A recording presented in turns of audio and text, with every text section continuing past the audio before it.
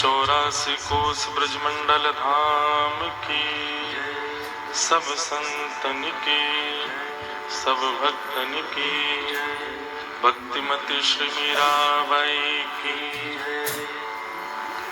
जय। जय श्री राम, जय जय श्री राम, जय जय श्री राम।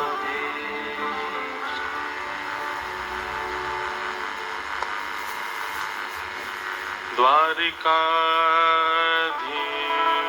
की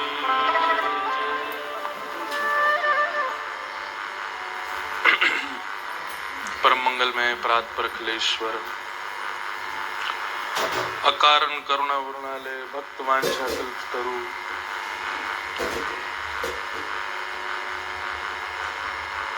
तड़िद्वत विनिंदित पीतांबरधारी श्री बालकृष्ण लाल की, द्वारिकाधीश गोवर्धन नाथ की परम कृपा से हम आप सब लोग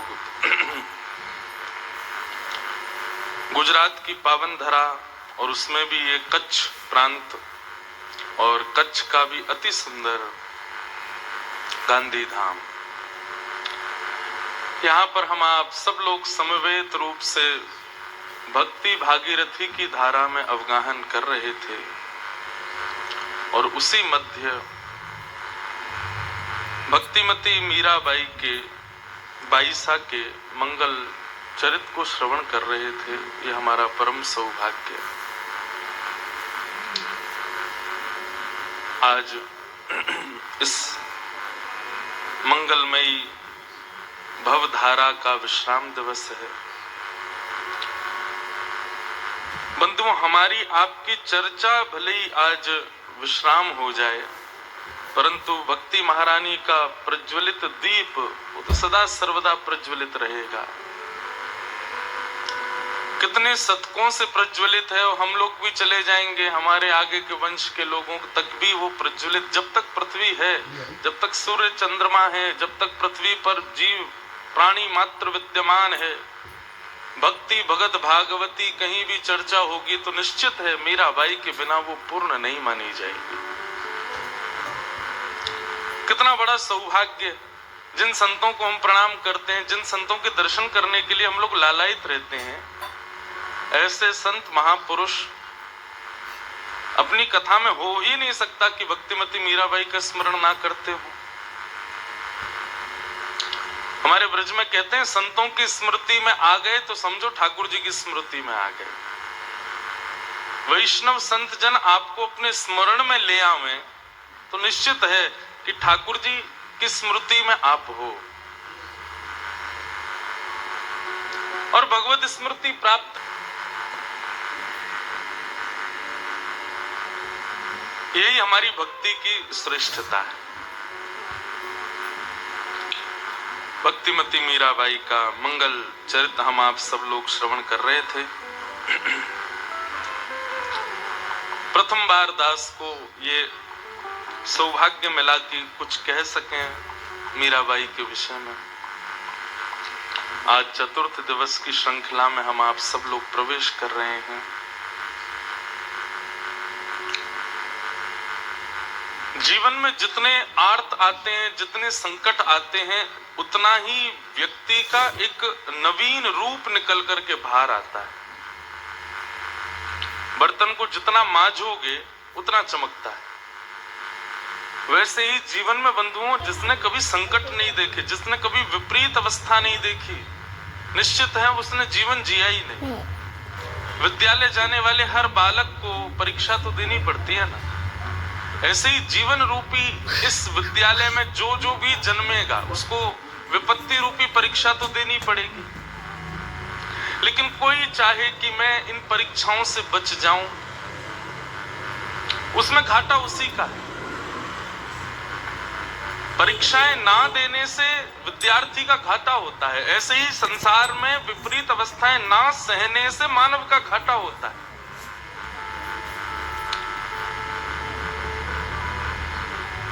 बुरा मत मानिएगा, पर जिनके माता पिता सब कुछ व्यवस्थित करके अपने बालकों को दे देते हैं ना, वो बालक अधिकतर बिगड़ जाते हैं।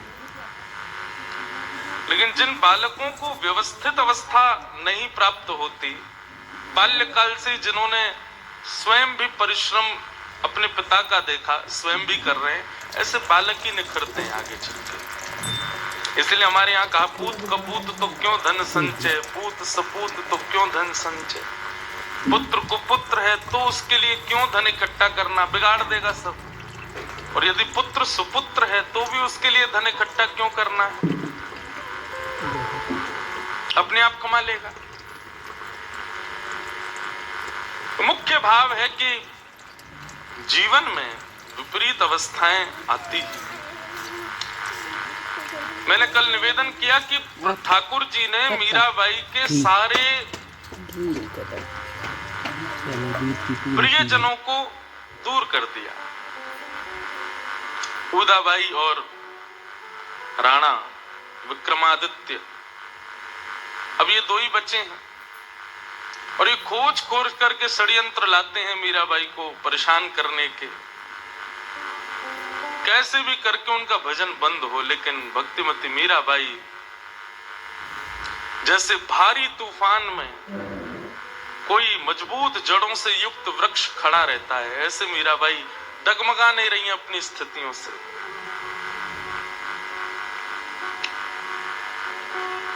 विष का प्याला भेजा था राणा जी ने, विष पीने के पश्चात मीराबाई को तो कुछ हुआ नहीं। उसके बाद प्रसंग ऐसा भी आता है कि महाराणा ने उन वैद्य जी को बुलाया जिन वैद्य जी ने विष दिया था बना करके।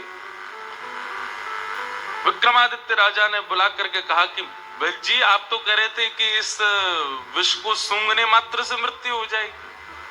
बोले हाँ भगवान, बहुत बहुत कालकूट विष है। बोले कि विष पीने वाली तो नाच रही है, गा रही है, आनंद कर रही है, और आप कह रहे हैं कि इसको पीने से मृत्यु हो जानी है। बोले भगवान, मैं आपसे क्यों अपराध करूंगा आपके सन्मुख, मुझे मरना थोड़ी है। मैंने सच में कालकूट विष दिया था, इसको सूंघने मात्र से मृत्यु हो। राणा जी ने किसी से कह करके वो पात्र मंगवाया और उस पात्र में 1-2 बूंद विष बचा था, उसमें थोड़ा जल मिला करके और वैद्य जी को कहा तुम पियो इसको। वैद्य जी बोले भगवान मर जाऊंगा मैं। बोले जब मीराबाई को कुछ नहीं हुआ तो तुमको क्यों होगा, पियो इसको। वैद्य जी बोले भगवान, मेरे परिवार में अकेला मैं हूं कमाने वाला और कोई भी कमाता नहीं, ऐसा मत करो। राणा जी बोले या तो इसको पी लो, नहीं तो मैं तुम्हारी सर धड़ से अलग कर दूं। वैद्य जी ने सोचा मृत्यु तो होनी है, पीऊंगा तो भी मर जाऊंगा, नहीं पीऊं तो ये मार देंगे। इससे बढ़िया है भक्तिमती मीराबाई का उच्चिष्ट प्रसाद है, जल मिला करके पी गए। पीते ही शरीर नीला पड़ गया, मुख से झाग निकलने लगे, मृत्यु हो गई वैद्य की। ये दृश्य देख करके भी राणा सचेत नहीं हुआ।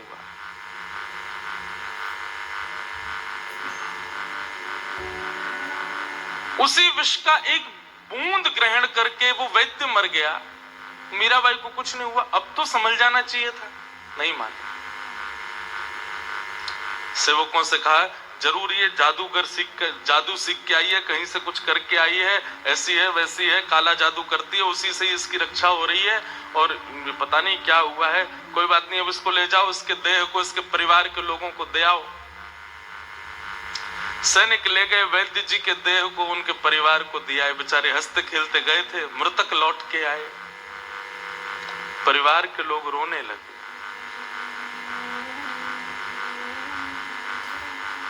उनका रुदन सुनकर के एक संत ने पूछा क्या हुआ। बोले कि विष पिला दिया है हमारे पति को। संत ने कहा विष तो मीराबाई को भी पिलाया था, पर वो तो देखो स्वस्थ है। एक काम करो, इनको तुम भक्तिमती मीराबाई के पास से ले जाओ। और परिवार के सब लोग रोते रोते अपने उस घर के सदस्य को, वैद्य जी को लेकर के भक्तिमती मीराबाई के सामने प्रस्तुत हो गए। एक ही है हमारे घर में सबको संभालने वाला, आप कृपा करो मीराबाई। मीराबाई ने जैसे ही उस वैद्य को देखा, वैद्य को देख करके मीराबाई अपने ठाकुर जी के सामने बैठ गई और बैठ करके तानपुरा पर छेड़ने लगी स्वरों को। भक्त वत्सल हो नाथ, आप तो सबकी पीड़ा हरते हो, क्या बिगाड़ा है इन्होंने नाथ, कृपा करो। अपनी कृपा के भाव से विश्वास जन्य प्रदान करो सबको। मीराबाई के पद गाते ही, पद के स्वर प्रस्तुत होते ही, जैसे जैसे पद गाने लगी तैसे तैसे वो वैद्य जी जो नीले पड़ गए थे वो स्वस्थ होने लगे। देखते ही देखते सबके मध्य में वो वैद्य जी उठ करके बैठ गए और पूर्ण स्वस्थ हो गए। सब मीराबाई की जय जयकार करने लगे, पूरे मेवाड़ में मीराबाई की जय जयकार होने लगी। किसी ने जाकर के राणा जी को बताया, बोले कि वो वैद्य जी जीवित हो गए। राणा जी बोले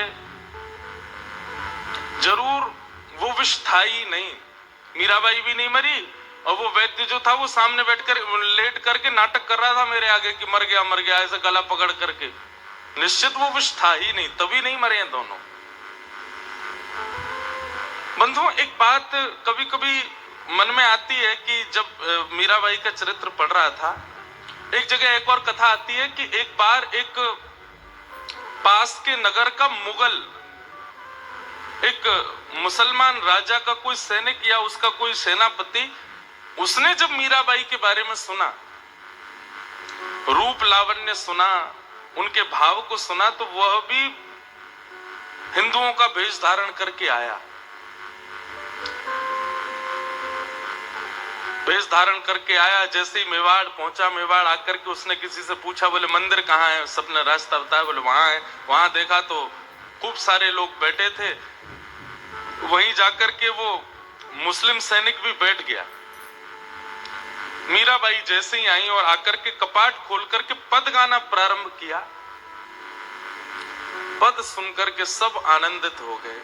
और वो मुस्लिम सैनिक जो केवल उनको देखने के लिए आया था, उसके नेत्र भी बंद हो गए और नेत्र बंद होते उसके चित्त में एक अद्भुत भाव प्रेम उच्छलित होने लगा।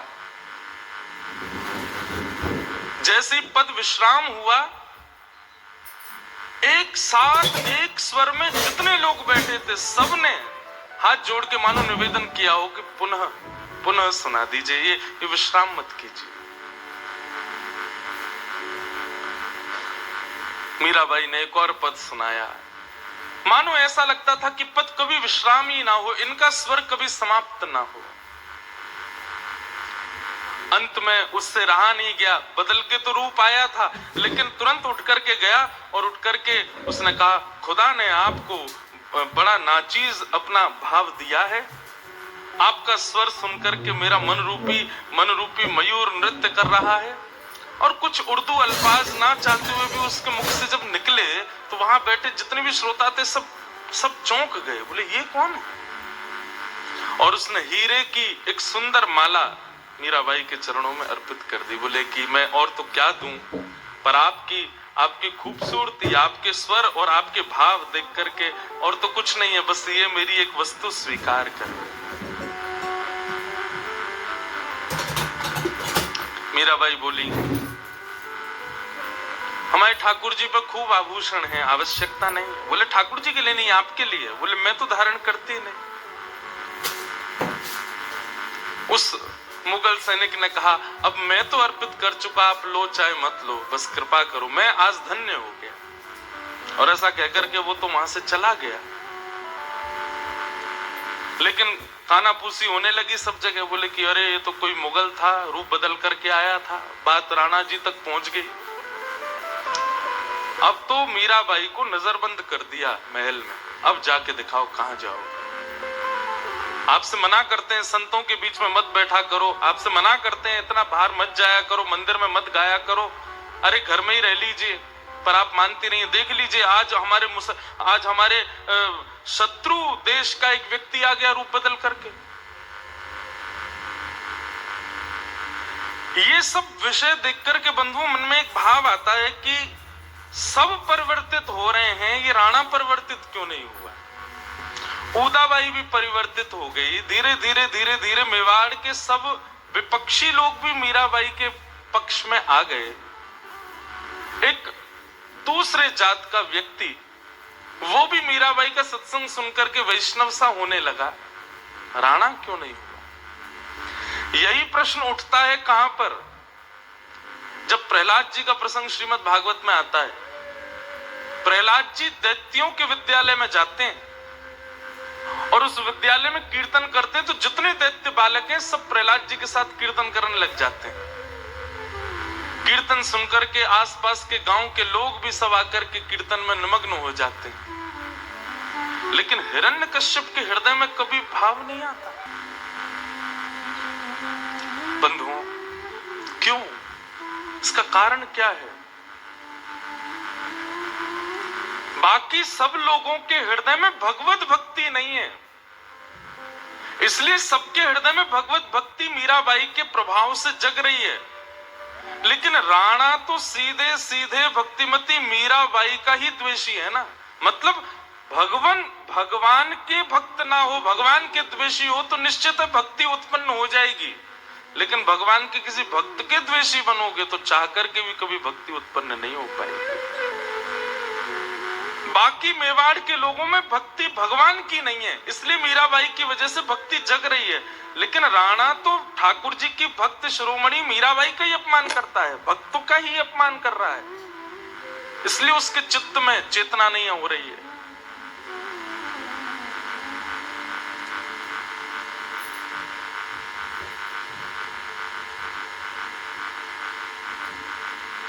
हमारे पूज्य नाना जी पंडित श्री कृष्णलाल शास्त्री जी, उनका एक संस्मरण पंडित जी सुना रहे थे कि वो जब कथा करते थे तो कहते थे कि भाई जो भी कीर्तन में पहुंचा उसने कीर्तन में जाकर के प्रहलाद जी के साथ कीर्तन किया, लेकिन हिरण्यकश्यप आया उसने कीर्तन क्यों नहीं किया?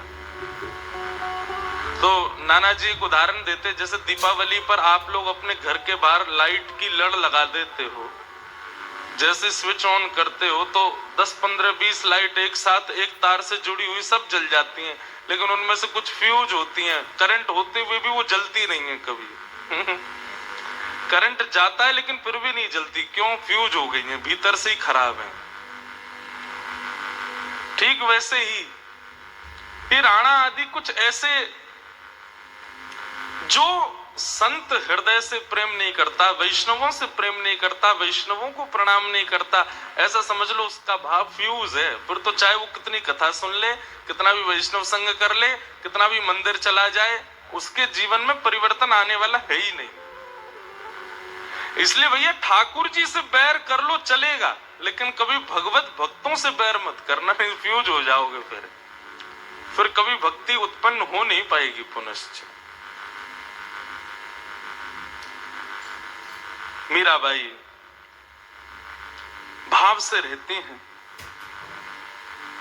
हिंदू वेश में दर्शन करने के लिए एक मुगल सैनिक आया, मीराबाई ने उस पर कृपा की।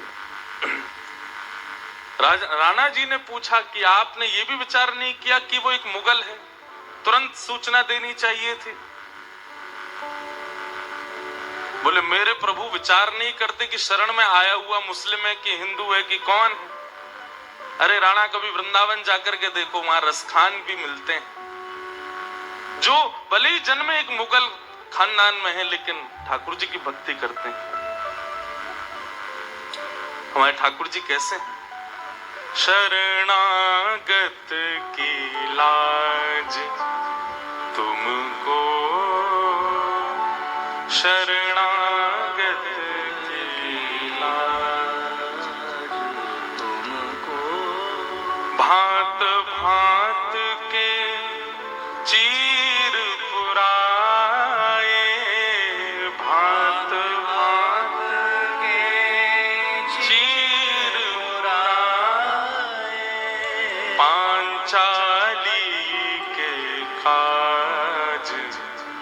तुमको शरणागत केला। प्रबल प्रेम के पाले पड़कर हरि को नियम बदलते देखा, अपना मान टले टल जाए पर भक्त का मान न टलते देखा। शरण गए प्रभु ताहि न त्यागा। राणा जी, शरण में आने वाला कोई भी हो, ठाकुर जी उसमें ये तो मानवीय स्वभाव है कि ऊंच नीच देखना, सुंदरता कुरूपता देखना, धनवान निर्धन देखना, जात पात देखना, पर हरि को भजे सो हरि को होई, जात पात पूछे नहीं कोई।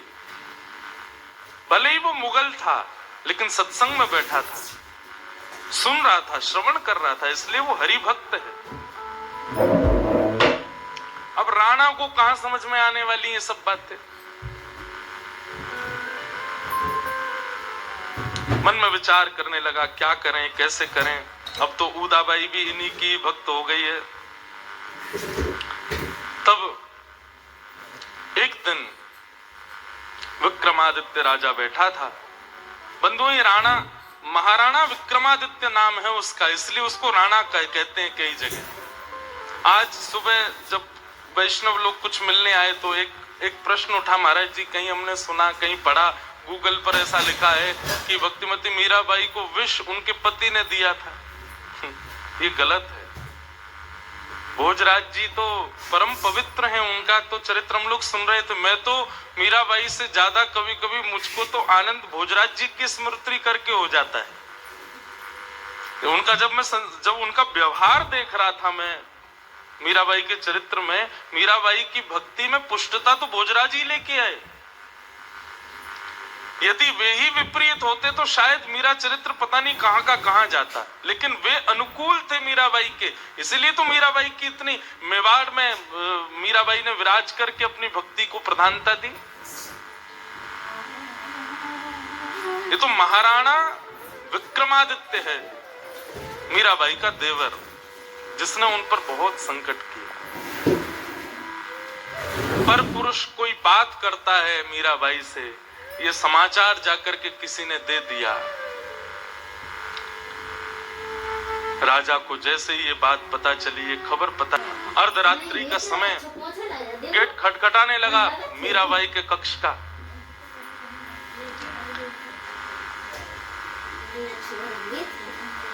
शीघ्र शीघ्र शीघ्र करने लगा।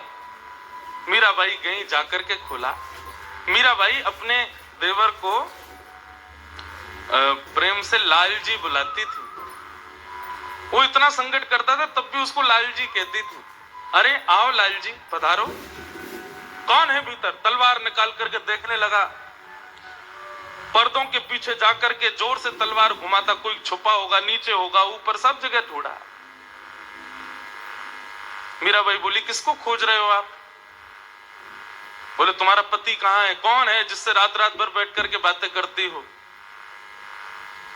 अच्छा, उनको ढूंढने आए हो? बोले हाँ। चलो अच्छा है, उनको खोजने की इच्छा तो प्रकट हुई तुम्हारे हृदय में। अरे मैं भी तो कब से खोज रही हूँ, बचपन से ही खोज रही हूँ।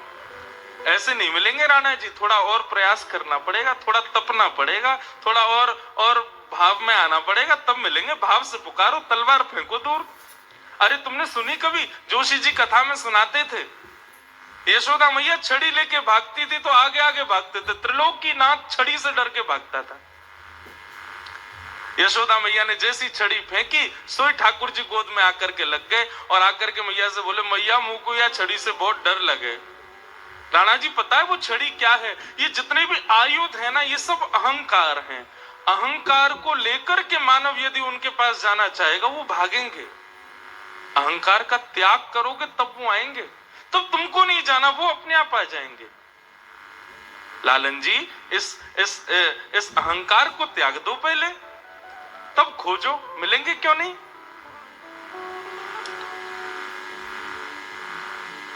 महाराणा विक्रमादित्य मीराबाई से तो चिढ़ता ही है, लेकिन जब वो प्रवचन देती है तो उसको और खींच जाता है। बोले, ये बड़ी बड़ी बातें मेरे सामने मत किया करो। अभी तक तो आप कह करके बोलता था, लेकिन आज क्रोध में भर करके जब उसको कहीं ठाकुर जी नहीं मिले तो तू तड़ाक पर आ गया। बोले, तुझे देख लूंगा, तूने हमारे कुल का नाश कर दिया और जैसे ही ऐसा कहते हुए तलवार का वार मीराबाई के ऊपर ही किया। जैसे ही तलवार को घुमाया, मानो जैसे कोई छाया के ऊपर प्रहार किया हो। तलवार गर्दन के पास गई तो थी, परंतु जैसे अदृश्य हो मीराबाई, दिख तो रही है पर तलवार आर पार हो गई, मीराबाई को चोट नहीं पहुंची। राणा देख करके बोला, ये क्या हुआ, तुमको चोट क्यों नहीं लगी? अनंत प्रहार किए मीराबाई के ऊपर, लेकिन एक भी प्रहार मीराबाई को नहीं लगा।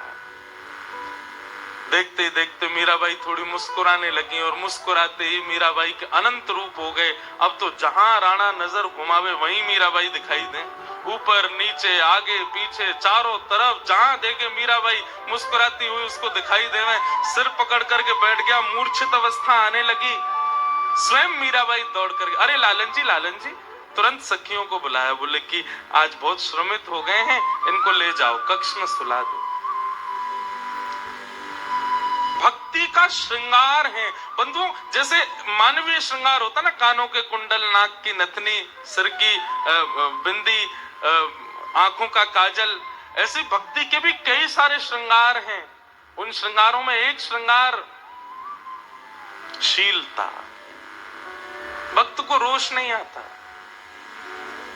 जो हमने पद गाया ना, बाला में बैरागण होंगी, जिन भेषा मारो सांवरो रीजे, सो ही भेष धरूंगी। उसकी जो पंक्ति हमने गाई वो मीराबाई की स्वच्छंद पंक्तियां किसी और पद की, पर इस पद में 3-4 पंक्तियां और मीराबाई गाती हैं। अभी जब वो पद का भाव आएगा तब मैं सुनाऊंगा। उसमें मीराबाई कहती हैं भक्ति के श्रृंगार कौन कौन से होते हैं।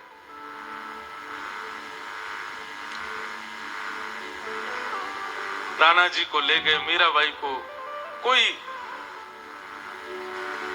छू भी नहीं पाया। मीराबाई फिर भी विराजी हैं।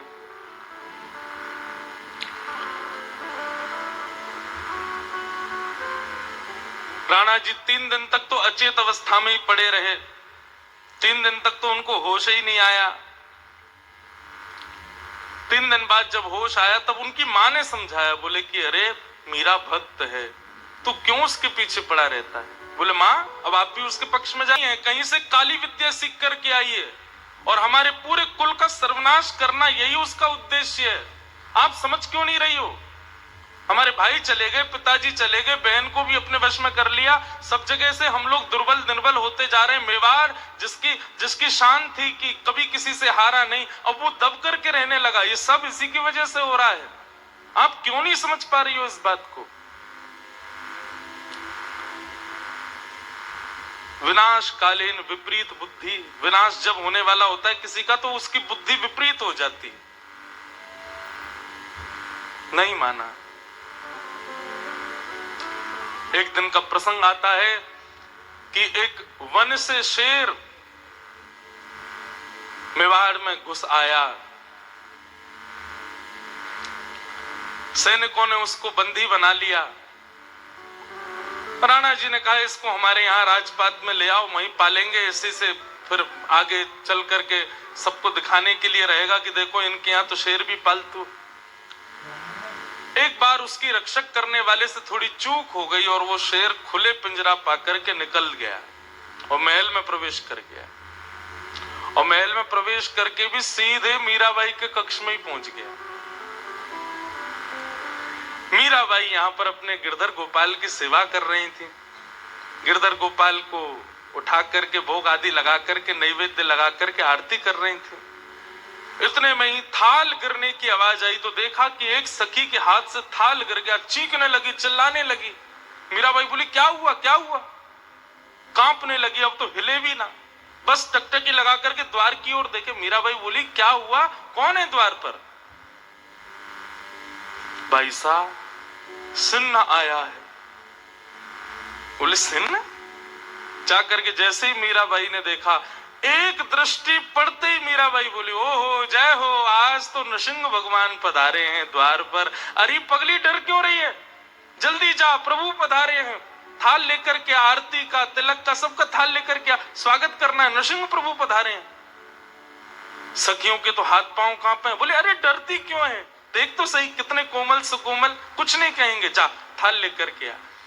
सखी डरती डरती थाल लाई और मीराबाई अपने हाथों से उनकी आरती करें, आरती करके सन्मुखी नैवेद्य पधरा दें। बोले बड़ी कृपा भगवान। जोशी जी कथा में सुनाते थे, तब प्रहलाद जी को दर्शन देने के लिए आप पधारे। आपके रूप का जब वर्णन किया जाता तो मैं सोचती थी कि प्रहलाद जी को डर नहीं लगा आपको देख करके। पर आज आपका रूप देख करके लगता है कि नाथ, बस बताया जाता है कि आप बड़े रोष में दिखते हैं, लेकिन आप तो परम शीलवान हैं। मीराबाई उनसे ऐसे बात कर रही थी जैसे मानो प्रत्यक्ष ठाकुर जी आ गए और उनको भोग नैवेद्य निवेदित करके, आरती पूजा करके उनको विदा कर दिया। वो दौड़ करके गए। बाहर निकलते समय कुछ सैनिकों ने रोका तो उनको पंजे वंजे मार के मार दिया और जंगल की ओर भाग गए। सबने जाके राणा जी को बताया। बोले कि आज शेर छूट गया। मीराबाई के पास गया, लेकिन वहां बैठ के तो उसने आरती पूजा कराई, सैनिकों को मार गया। राणा जी की अब भी बुद्धि नहीं सुधरी। बोले कि मानव तो मानव, इसने जानवरों पर भी अपना काला जादू चलाना शुरू कर दिया है। मीराबाई को कोई जाकर के कहता कि राणा जी कहते हैं आपकी भक्ति नहीं है, काला जादू। मीराबाई कहती वो गलत थोड़ी कहते हैं, सही तो कहते हैं। ये काला जादू ही तो है, कृष्ण कन्हैया कारो ही तो है, वही ने तो मुंह पे जादू कर रखो, वही कोई ये सब जादू है। राणा जी कुछ गलत नहीं कहते, सही कहते हैं। एक दिन मीराबाई को पता नहीं क्या भाव मन में आया, अपने राजकीय वस्त्र जो थोड़े बहुत भी पहनती थी उनका भी परित्याग कर दिया। धीरे धीरे अंतर्मुखी होती जा रही थी। एक दिन अब सामान्य वस्त्रों में आ गई, बिल्कुल बैरागण सा वेश धारण कर लिया, श्वेत वस्त्र धारण कर लिए, सिर पर केवल एक टीका है, गले में केवल एक तुलसी माला है, सामान्य सरल सहज सा स्वरूप धारण कर लिया मीराबाई ने।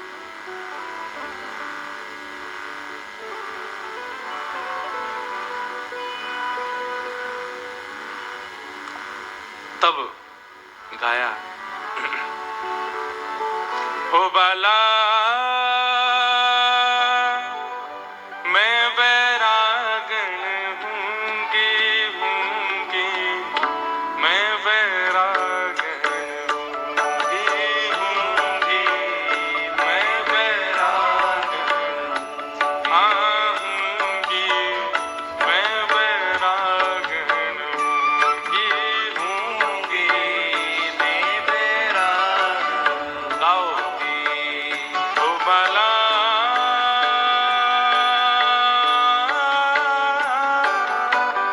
मैं बैरागण हूँगी, मैं बैरागण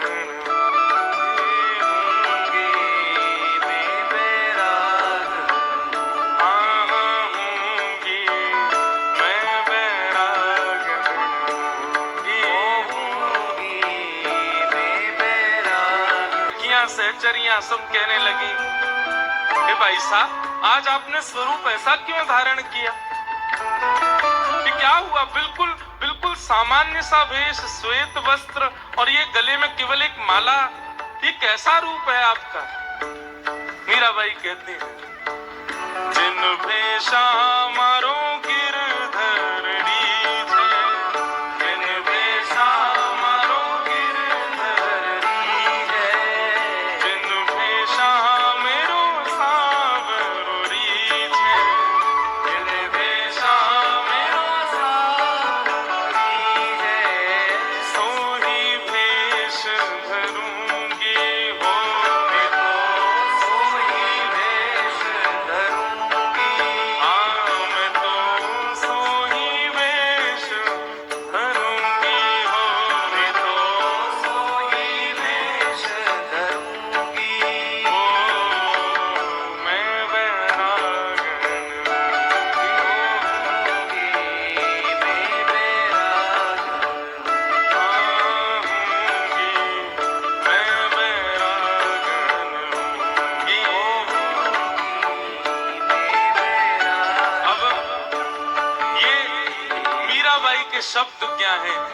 भक्त का भेष कैसा होना चाहिए। कोई श्वेत वस्त्र पहने, तिलक लगावे, कंठी माला पहने, ये तो बाह्य वस्त्र हो गया, लेकिन भीतर से भक्त का आवरण कैसा होना चाहिए। मीराबाई कहती हैं, शील संतोष धरूं घट भीतर, शील संतोष धरूं घट भीतर, समता पकड़ रहूंगी, समता पकड़ रहूंगी, ओ जाको नाम निरंजन कहिए, जाको नाम निरंजन कहिए, जाको नाम निरंजन कहिए, जाको नाम ओ ताको ध्यान धरूंगी, हो मैं तो ताको ध्यान धरूंगी, ओ मैं तो ताको ध्यान धरूंगी, हाँ मैं तो ताको ध्यान धरूंगी, ओ मैं बैरागन होंगी, मैं बैरागन आहूंगी, मैं बैरागन होंगी, मैं बैरागन होंगी, ओ बाला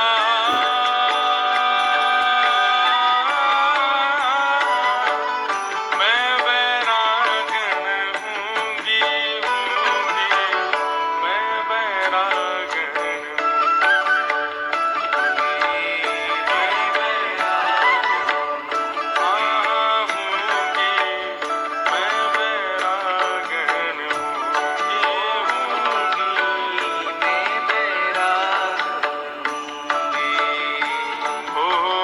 यातन की मैं करूं किंकरी, यातन की मैं करूं, रसना नाम कहूंगी,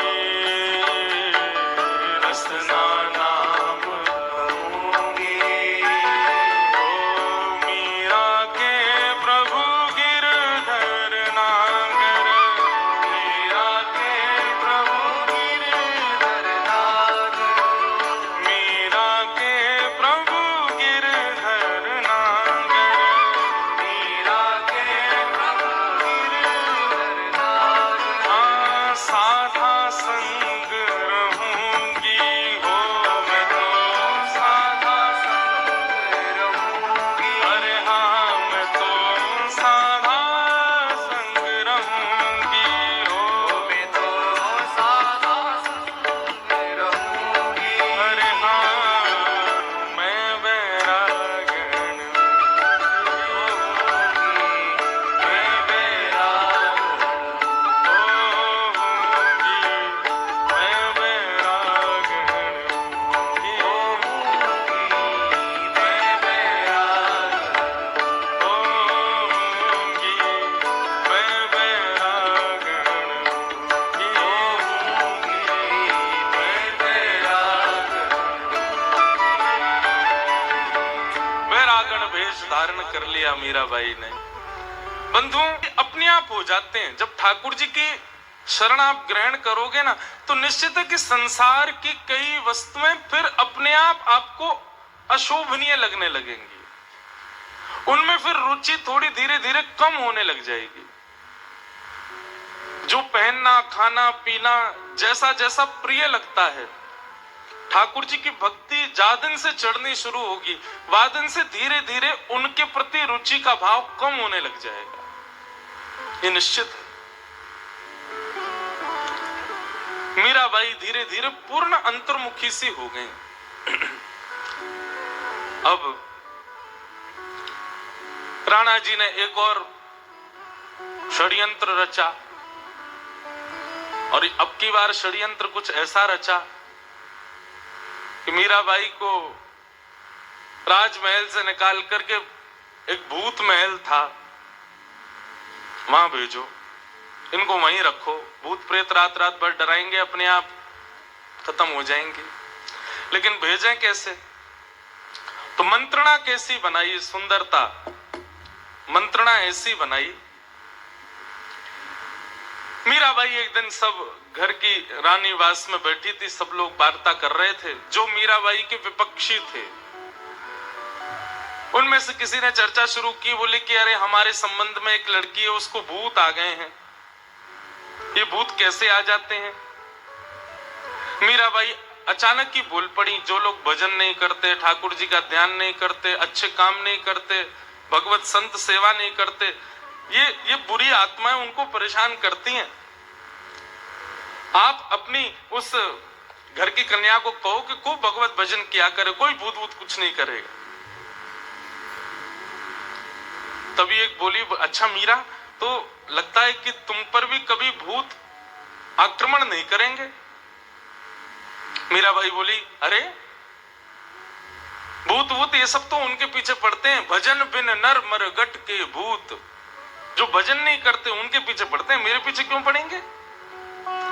तभी दो चार कुछ मीराबाई की उम्र की जो घर की कुछ रानियां थी वो बैठ गई आकर के मीराबाई के पास, बोली, पता है तुमको हमारे चित्तौड़ में भी एक भूत महल है, हम कभी गई नहीं है, लगता तो बड़ा सुंदर है, लेकिन जाने की बड़ी इच्छा है। मीराबाई तुम चलो ना हमारे साथ, तुमसे तो भूत भागेंगे, हम तुम्हारे संग देख आएंगे अंदर से महल। उनका षड्यंत्र यह था कि महल के भीतर जाएंगी, चाबी राणा जी के पास रहती है, खोल करके भीतर घूमेंगी और घूमते घूमते अचानक से एक द्वार से हम भागाएंगे, मीराबाई को वहीं बंद करके आ जाएंगे। और ऐसा ही हुआ। भीतर गई, महल में सब पीछे पीछे चल रही थी मीराबाई के छुपते हुए। मीराबाई बोली, कोई डरने की बात नहीं है, भीतर ऊपर चलते हैं, वहां जाकर खूब कीर्तन करेंगे, तो यहाँ भी जितने भी भूत प्रेत आत्मा होंगे सब मुक्त हो जाएंगे। चलती जा रही थी, मीराबाई थोड़ी आगे गई, जैसे ही आगे वहीं वे सब तो वहां से बाहर आ गई, ताला लगा करके चाबी ले जा करके राणा जी को दे दी। मीराबाई अंदर ही रह गई। 3 दिन तक मीराबाई उसी के भीतर रही। लाल जी की सेवा पूजा सखियां करती, पर मीराबाई के कुछ पक्ष के लोग जाकर के राणा जी से चिल्लाने लगे, कहां है मीराबाई, दिखती क्यों नहीं, कहां चली गई है, ऐसे कैसे कहीं चली गई? सबने जब बहुत हट किया तब पूरी जांच बैठाई गई। जांच में पता चला कि इन लोगों के साथ मीराबाई वहां भूत महल में गई थी। उन सब ने बात बता दी, बोले हम उनको वहीं बंद करके आ गए। 3 दिन से ना जल मिला है ना अन्न मिला है, अकेली मीराबाई बैठी है। सब लोग गए दौड़ करके, ताला खोला, भीतर जाकर के अंदर एकांत में जब देखा तो उस भूत महल के भीतर पद्मासन में ध्यान लगाए हुए भक्तिमती मीराबाई एकाग्र रूप से बैठी। जाकर के जब उनके श्वास देखी, उनकी नब्ज देखी, तो अभी जीवित अवस्था है, सब चल रहा है, वे तो ध्यान में बैठी थी। मीराबाई को चेतना आई। चेतना आते ही उनसे पूछने लगी, तुम लोग कहां चली गई थी, मैं तुमको ढूंढ रही थी। किसी ने पूछा, मीरा तुमको भूख नहीं लगी, प्यास नहीं लगी? बोले भूख प्यास अभी अभी तो पा के आई हूं मैं। बोले कब पाया? बोले राजभोग पाया था, अभी संध्या भोग गिरधर लाल को लगा के पाऊंगी। बोले राजभोग तुमने 3 दिन पहले पाया था। मीराबाई बोली 3 दिन हो गए? बोले हाँ, 3 दिन से तुम यहीं बैठी हो, तुम इसी भूत भवन में अकेली थी। मीराबाई बोली मुझे नहीं पता, मैं तो इनको ढूंढ रही थी, जब नहीं मिली तो मैंने सोचा थोड़ी देर लाल जी की चिंतन कर लूं, बैठ गई, बस मुझे क्या पता 3 दिन निकल गए। ऐसी स्थिति मीराबाई के साथ। बंधुओं, अब जब ज्यादा ही राणा जी का प्रताड़ना होने लगी तो मीराबाई ने अब थोड़ा उनका मन खिन्न होने लगा। बंधुओं, आप लोग पूछते होंगे, मन में आता होगा, मेरे मन में भी आया कि मीराबाई पहले क्यों नहीं चली गई, अपने मायके चली जाती, वहीं जाके रह लेती। क्यों रह रही थी, क्यों राणा के इतने भावों को स्वीकार कर रही थी? 2 कारण बंधु। पहला कारण तो मीराबाई ये चाहती थी कि सब बदल रहे हैं, धीरे धीरे राणा जी भी बदल जाएं, ये भी भगवत भक्त हो जाएं, उसके लिए भले ही मुझे पीड़ा सहनी पड़े, लेकिन कभी ना कभी तो इनको विश्वास लाल जी पर होगा, कभी तो इनके हृदय में वो भक्ति प्रकट होगी, इसलिए मीराबाई रुकी हुई है। और दूसरा कारण, क्योंकि भोजराज को वचन दिया था कि मेवाड़ में भक्ति को प्रकट करना है। संतों का आगमन हो गया है, मंदिर बनने लगे हैं, वैष्णव जन अब मेवाड़ आने लगे हैं। मीराबाई उस अपने कर्तव्य को पूर्ण कर रही हैं कि मुझे भक्ति यहां पर प्रकट करनी है, इसलिए मीराबाई रुकी। परंतु अब मीराबाई को लगने लगा कि जितना मैं चाहती थी संभव हो चुका है, परंतु अब ये बार बार के आ रही पीड़ाएं मुझे अनुभव नहीं होती, लेकिन मेरे तन को तो होती है ना। तो भक्तिमती मीराबाई ने एक ब्राह्मण के द्वारा पत्र लेकर के गोस्वामी तुलसीदास जी के पास भेजा, और पत्र में गोस्वामी जी से पूछा,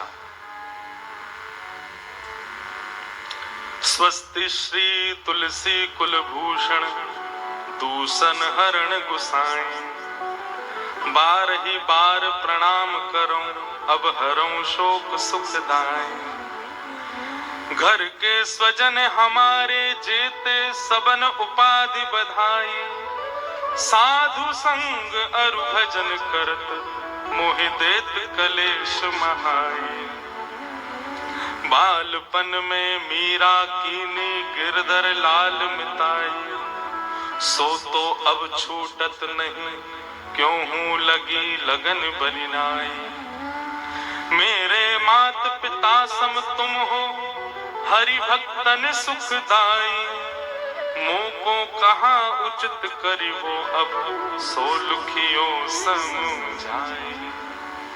मीराबाई ने पत्र लिखा, पत्र में अपने भाव में सब लिख दिया।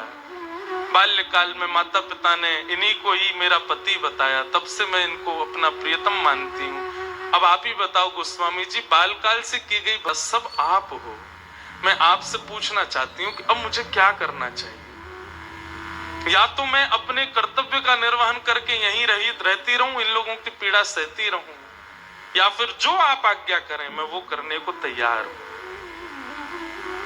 एक ब्राह्मण के द्वारा ये पत्र गोस्वामी जी को चित्रकूट भेजा मीराबाई ने। मीराबाई का पत्र लेकर के गोस्वामी जी ने पत्र लिख करके मीराबाई के लिए भेजा। ब्राह्मण ने आकर के पत्र मीराबाई को दिया। आहा, गोस्वामी जी के ये वाक्य पढ़ते ही मीराबाई का रोम रोम प्रफुल्लित हो गया। गोस्वामी जी कहते हैं, जाके प्रियन राम वैदेही, जाके प्रियन राम वैदेही, तजिए ताही कोटि वैर सम, यद्यपि परम स्नेही। हे भक्तिमती मीरा, जिसका हृदय राम जी को ना पूछता हो, श्री ठाकुर जी का अनुभव ना करता हो, वंदन ना करता हो, तजिए ताहि कोटि वैर सम, यद्यपि परम स्नेही, चाहे वो कितना भी अपना हो उसका त्याग कर दो। बंधुओं, आप अगर पूछें कि महाराज जी भक्ति प्रारंभ कैसे करनी है, तो सबसे पहली जो क्रिया आपको करनी है, जो हरि विमुख, हरि कथा विमुख, हरि जन विमुख हैं, उनसे विमुख आप हो जाओ, उनसे आप अपने नाते तोड़ो। मैं तो अपनी कथा में कहा करता हूं, कथा सुनने के बाद रात्रि में जाओ और जिन जिन लोगों को ठाकुर जी से, ठाकुर जी की कथा से बिल्कुल प्रीति नहीं है, उन सबको ब्लॉक मारो अपने फोन में, नंबर सब जगह से उनको डिलीट करो, निकालो, बोले इनसे संबंध ही नहीं रखना। काय बात के अपने जो ठाकुर जी के नहीं वो हमारे क्यों? गोस्वामी जी ने कहा, चाहे कितना भी स्नेही हो, ठाकुर जी का बैरी है तो उससे संबंध नहीं रखना। मानो गोस्वामी जी को लगा कि ये प्रमाण पूछ रही होंगी कि किसी ने ऐसा किया, आप मुझे आज्ञा कर रहे हो, तो गोस्वामी जी अगली पंक्ति लिखते हैं कि तजो पिता प्रहलाद विभीषण, बंधु भरत महतारी, बलि गुरु त्यजो कंत ब्रज बनितन, भय मधु मंगल खारी। प्रहलाद ने पिता का त्याग किया, विभीषण ने भाई का त्याग किया, और भरत जी ने माता कैकेयी का त्याग किया, बलि ने अपने गुरु का त्याग किया, ब्रज वनिता गोपिकाओं ने अपने परिवार का त्याग किया, सबका मंगल हुआ। मीराबाई, जिसने भी भगवत विमुख लोगों का त्याग किया उसका मंगल ही हुआ है, आप भी करो। ना तो नेह राम सो मनियत, सुहृद सुसेव्य जहां लो, अंजन कहाँ आँख जेहि, फूटे बहुतक काह काह लो। तुलसी सो सब भांति परम हित, पूज्य प्राण ते प्यारो, जासो बड़े स्नेह राम पद, ऐसो मतो हमारो। आहा, ये अंतिम पंक्ति गोस्वामी जी कहते हैं, जिससे राम जी और प्रिय लगे वो करना चाहिए, ऐसी हमारी मति है। दूषित लोगों का त्याग करो मीराबाई। गोस्वामी जी का पत्र पढ़ते ही मीराबाई के नेत्रों से अविरल अश्रुधार गिरने लगे और मीराबाई ने विचार कर लिया कि अब यहां नहीं रहना। भोजराज के साथ विवाह करके जिस चित्तौड़ में मीराबाई पधारी, भक्ति का सागर लेकर के, आज मीराबाई उसी चित्तौड़ को त्याग करके अब जा रही।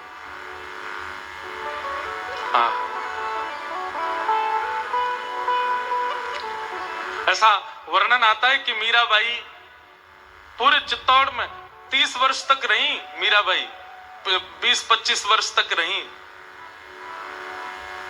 एक एक कक्ष का दर्शन किया, कहां कहां ठाकुर जी ने उनके साथ लीलाएं की, उन सब का दर्शन किया।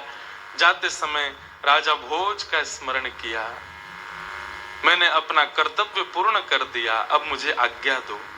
ये बात कहते ही कक्ष के भीतर राजा भोज उनको दिखाई दिए।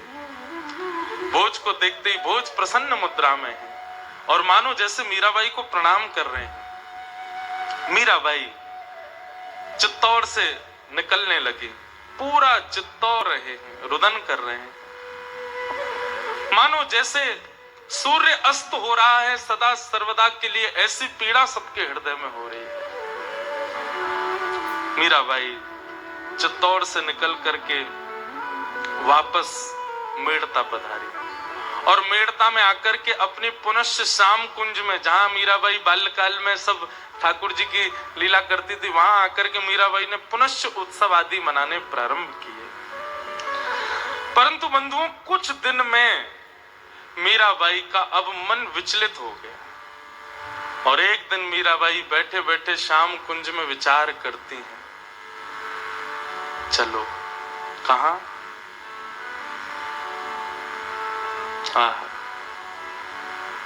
चला वाही देश, कहो तो जहां श्याम सुंदर विराजते हैं वहां। और मीराबाई के मन में आया कि अब चलो कहां? श्री वृंदावन धाम।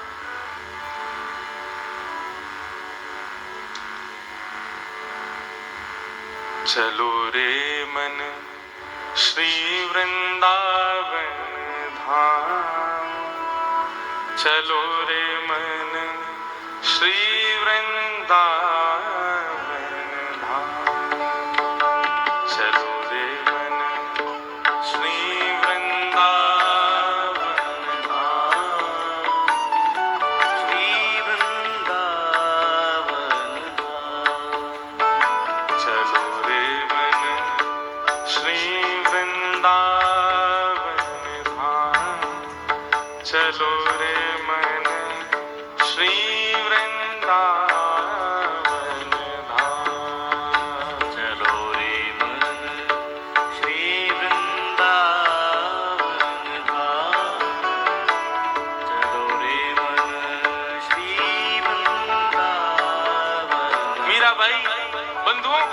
जैसे ही चित्त में आया कि चलो वृंदावन धाम, तो मीराबाई बहुत रोई। सखियों ने आकर के पूछा, आप रो क्यों रही हैं? मीराबाई बोली, मैं इसलिए रो रही हूं, इतने दिन से मेरे मन में क्यों नहीं आया कि मैं वृंदावन चलूं। कितनी पीड़ा विपत्तियां मैं सहती रही, कितनी बार मन में आया कि मेड़ता आ जाऊं, लेकिन मुझे इस बात की ग्लानि हो रही है कभी मेरे चित्त में ये भाव प्रकट क्यों नहीं हुआ कि मैं वृंदावन चलूं। तभी एक संत मीराबाई, अच्छा मीराबाई अब जहां जाती है संत वैष्णवों की टोली संग चलती है। तभी एक संत बोले हम बताएं क्यों नहीं आई। बोले क्यों? बोले इतने दिन से ठाकुर जी तुमको याद कर रहे थे, लेकिन मीराबाई अब तुमको श्री जी ने याद किया है, अब तुमको वृंदावनेश्वरी श्री राधा रानी याद कर रही है। और जैसे ही सुना वृंदावनेश्वरी हमारी किशोरी जी याद कर रही है, मीराबाई नाचने लगी। श्री वृंदावन धाम चलो रे मन, श्री वृंदावन धाम चलो रे मन, श्री वृंदावन वृंदावन में यमुना किनारा, वृंदावन यमुना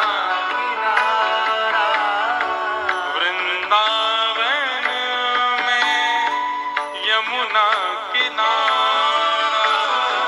वृंदावन में यमुना किनारा, नाचत नंद किशोर चलो रे मन, वृंदावन की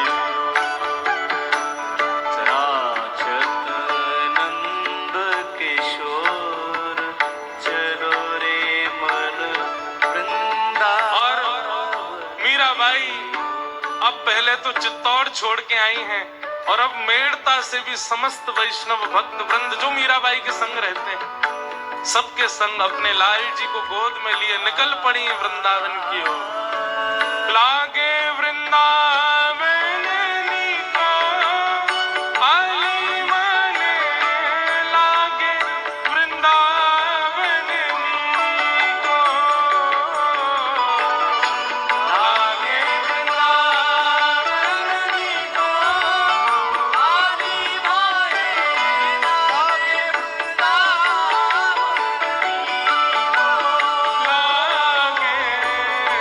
लागे वृंदावन नीको आली माने, लागे वृंदावन नीको, लागे वृंदावन नीको आली माने, लागे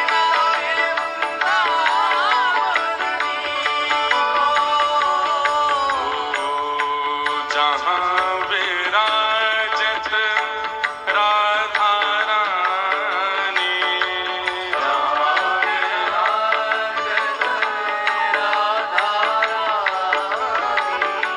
घर घर तुलसी सेवा, घर घर तुलसी ठाकुर सेवा, दर्शन गोविंद जी को आली माने, लागे वृंदावन नीको, दर्शन गोविंद जी को आली माने, लागे वृंदावन नीको। ऐसे नहीं करताल बजा के गाओ, लागे वृंदावन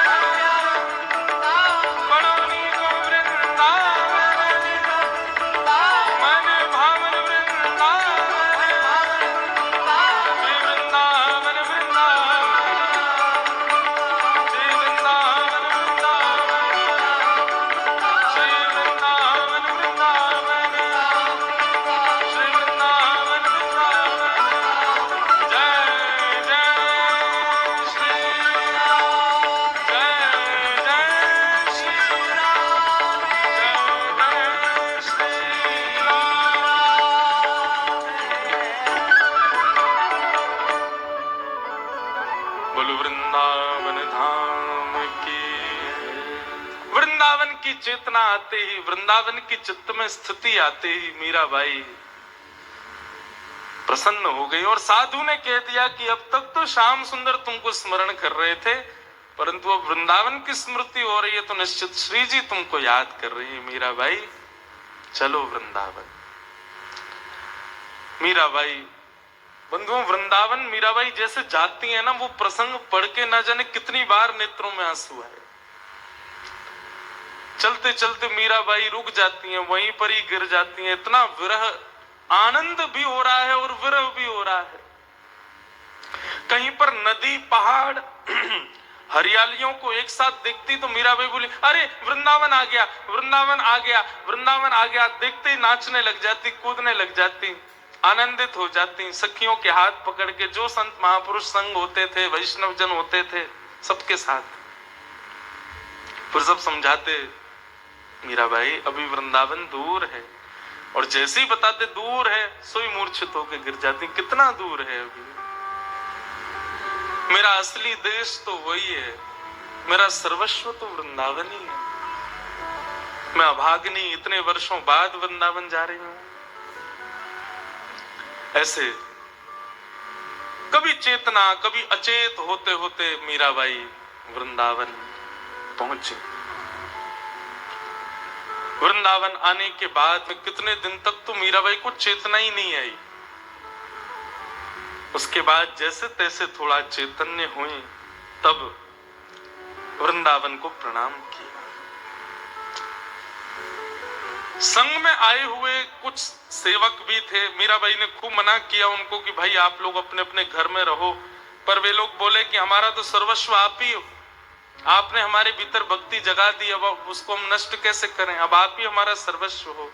आप गिरधर लाल को देखते हो, हम आपको देखते हैं, आप में ही हमको गिरधारी दिखते हैं। तो मीराबाई के साथ कुछ 2-3 सेविकाएं रहती हैं। वृंदावन भ्रमण करती हैं तो सबको तो वृंदावन के गली, मोहल्ले, मंदिर आदि दिखते हैं, लेकिन मीराबाई जब वृंदावन में घूमती है तो उनको हर स्थान पर, पहली बार वृंदावन गई है लेकिन सखियों के हाथ पकड़ कर, ये ना ये भांडीर वन है, यहाँ पर ठाकुर जी ने ये लीला की थी, ये चीर घाट है, यहाँ गोपियों के चीर लेके ठाकुर जी चढ़ गए थे।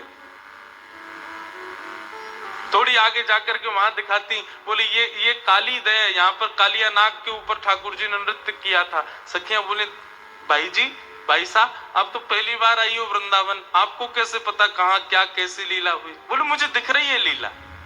मीराबाई जहां दृष्टि डालती वहां वो लीला दर्शन होता था उनको। ऐसी स्थिति बंधुओं, पर मीराबाई का एक नियम था। वृंदावन में जब वो आई तो वृंदावन में अधिकतर वैष्णवों के दर्शन और संतों के दर्शन में रुचि रखती थी। कितने संत, कितने वैष्णव वृंदावन में हैं, सबकी खोजबीन करवाती और फिर एक एक करके सबके पास जाती और सबके पास जाकर के सत्संग लाभ लेती।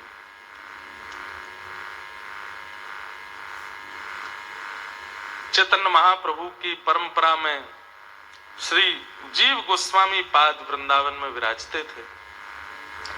मीराबाई को जब पता चला कि इतने श्रेष्ठ संत विराजते हैं तो मीराबाई दर्शन करने गई। जैसी दर्शन करने गई तो द्वार पर कुछ सेवकों ने मीराबाई को रोक दिया।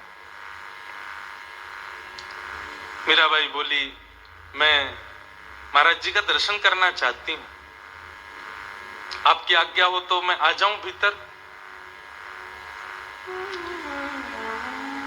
सेवक जन भीतर गए। भीतर जाके बोले, महाराज, एक मेड़ता की राजकुमारी और मेवाड़ की महारानी भक्त बन गई है, उसका नाम बड़ा प्रसिद्ध चल रहा है सब जगह, नाम है उसका मीरा, वो आई है, आपका दर्शन करना चाहती। जीव गोस्वामी पाद ने सहज भाव से कह दिया, उनसे निवेदन कर दो, हम स्त्रियों से नहीं मिलते, हम केवल पुरुषों से ही मिलते हैं, स्त्रियों का दर्शन हम नहीं करते। सेवकों ने बाहर आकर के कहा, क्षमा प्रार्थी हैं, पर हमारे गुरुदेव का प्रण है कि वो स्त्रियों से नहीं मिलते, आप कृपा कर प्रस्थान करें।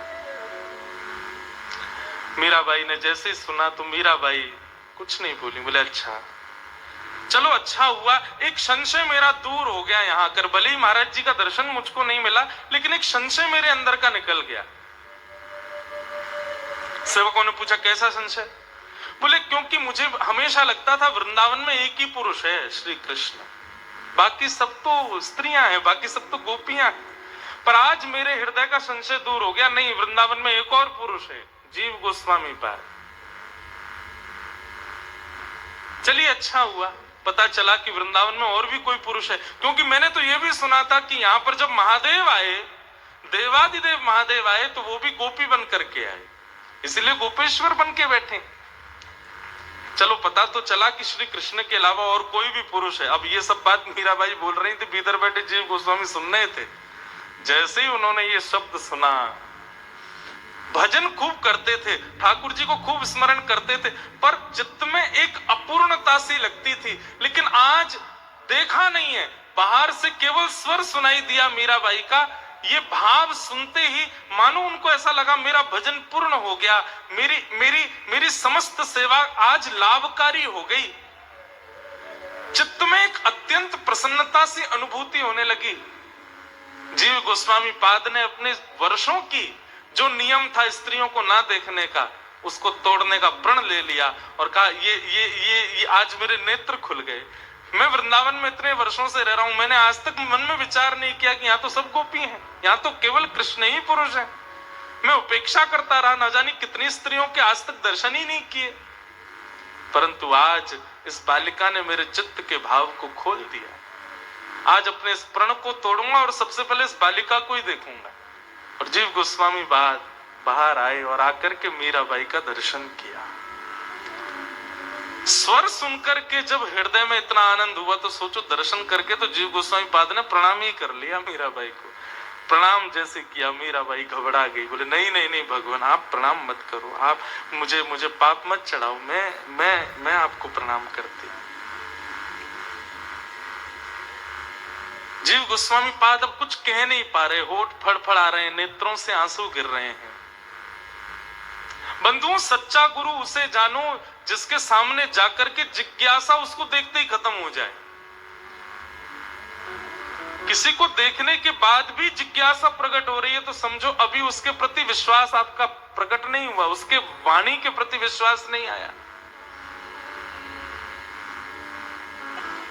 कई बार होता है हम संतों से मिलने के लिए जाते हैं, मन में सोच के जाते हैं कि ये पूछेंगे ये पूछेंगे ये पूछेंगे, लेकिन उनके सामने बैठते भूल जाएं कि हम क्या पूछने आए थे, तो समझना आपका विश्वास पक्का है। जीव गोस्वामी पाद ने कहा कृपा होगी आप हमारी भजन कुट्टी में यदि अपने चरण पधरा दोगे। मीराबाई बोली ऐसे शब्दों का प्रयोग मत कीजिए, मुझे बहुत कष्ट हो रहा है, मैं कोई श्रेष्ठा नहीं हूं, ये सब तो पता नहीं क्या ठाकुर जी हमारे ऐसी लीला करते हैं, इतना यश करवा देते हैं, लेकिन मुझे इन सब की कामना नहीं। भगवान मैं तो आपके दर्शन को पधारी, आप आगे चलो, मैं आपके पीछे चलूंगी, बालिका हूं, मुझे आगे चलने का अधिकार नहीं है। और जीव गोस्वामी इशारा करते हुए मीराबाई को अपनी कुटिया में लेके आए। कुटिया में बैठ करके वृंदावन की कुछ लीलाओं का थोड़ी देर स्मरण हुआ। तब मीराबाई से जीव गोस्वामी पाद ने निवेदन किया कि कुछ सुनाइए। तब उन्होंने एक पद गाया, मैंने परसों के कथा के प्रारंभ में वो पद गाया था, अब हरि नाम लो लागी, गौर कृष्ण की दासी मीरा रसना कृष्ण बसे।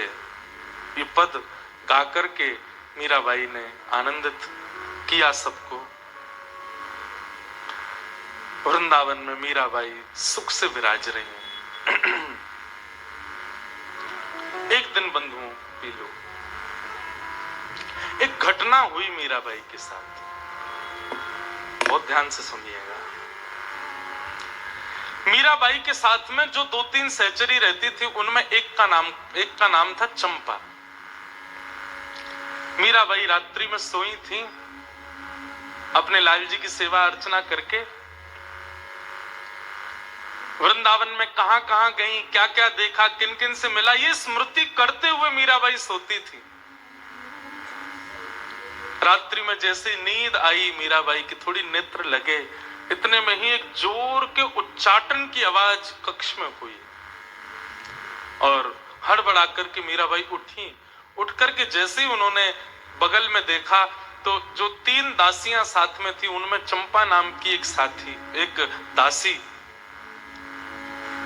उसने बिल्कुल राजकुमारियों जैसा अपना श्रृंगार किया हुआ है, कानों में सुंदर कुंडल धारण किए हैं, गले में हीरों की माला पहनी हुई है। मतलब जैसे एक विवाहिता नारी अपना श्रृंगार करती है ऐसा श्रृंगार करके वो सामने खड़ी है। मीराबाई तो उसके रूप को देखने लगी और वो मीराबाई को देख के मंद मंद मुस्कुरा रही है, मानो जैसे चंद्रमा की तरह उसमें से किरण प्रकट हो रही है, ऐसा मीराबाई को अनुभव हुआ। मीराबाई बोली, चंपा ये क्या हुआ? तू इतनी सजधज के क्यों खड़ी है? ये तेरे पास इतना श्रृंगार आया कहां से? चंपा धीरे धीरे मीराबाई के पास आई और अधरों पर अपनी उंगली रख के मानो उनको शांत किया और उच्चारण करती है, माधवी चल मेरे साथ। ये मुझे माधवी क्यों कह रही है? चंपा तुझे क्या हुआ? तू मुझे माधवी क्यों बोल रही है? चंपा ने फिर उंगली रखी, बोले मतलब शांत रहो, चलो मेरे साथ। और मीराबाई का हाथ पकड़ करके चंपा आगे आगे चल रही है। सेवा कुंज में रहती थी मीराबाई, हमारा पुराना घर सेवा कुंज में है। जिस भवन में मीराबाई रहती थी उस कक्ष के जैसे ही बाहर मीराबाई आई चंपा के साथ अर्धरात्रि का समय, तो वृंदावन जैसा वो देखती थी वैसा दिख नहीं रहा था और जैसा उनकी अनुभूति में आता था वैसा भी नहीं था, कुछ अलग ही था। जैसे वायु स्पर्श करती है वैसे मीराबाई के कान में मानो कृष्ण, माधव, गोपाल, मधुसूदन, हरि ये सारे नाम स्पर्श कर रहे थे। अनंत गोपियां कृष्ण की चर्चा करती हुई यहां से वहां घूम रही थी, हाथ पकड़ करके चंपा आगे आगे चल रही थी। तभी एक नव कुंज के अंदर मीराबाई को अपने हाथ से लेकर के चंपा जैसे ही पहुंची, उस कुंज में 2 अत्यंत सुंदरी गोपियां वो चंपा के पास गईं और जाकर के बोली, अरे उसका कोई पूर्व नाम था, उस नाम से उच्चारण करके कहा, आ गई तू, बड़े दिन में आई है। और ये तो माधवी है ना हमारी? बोले हाँ माधवी है। सब जाकर के माधवी को गले लगाने लगे। मीराबाई बोली, ये कौन है सब, मुझे गले क्यों लगा रहे हैं, मुझे माधवी क्यों बोल रहे हैं?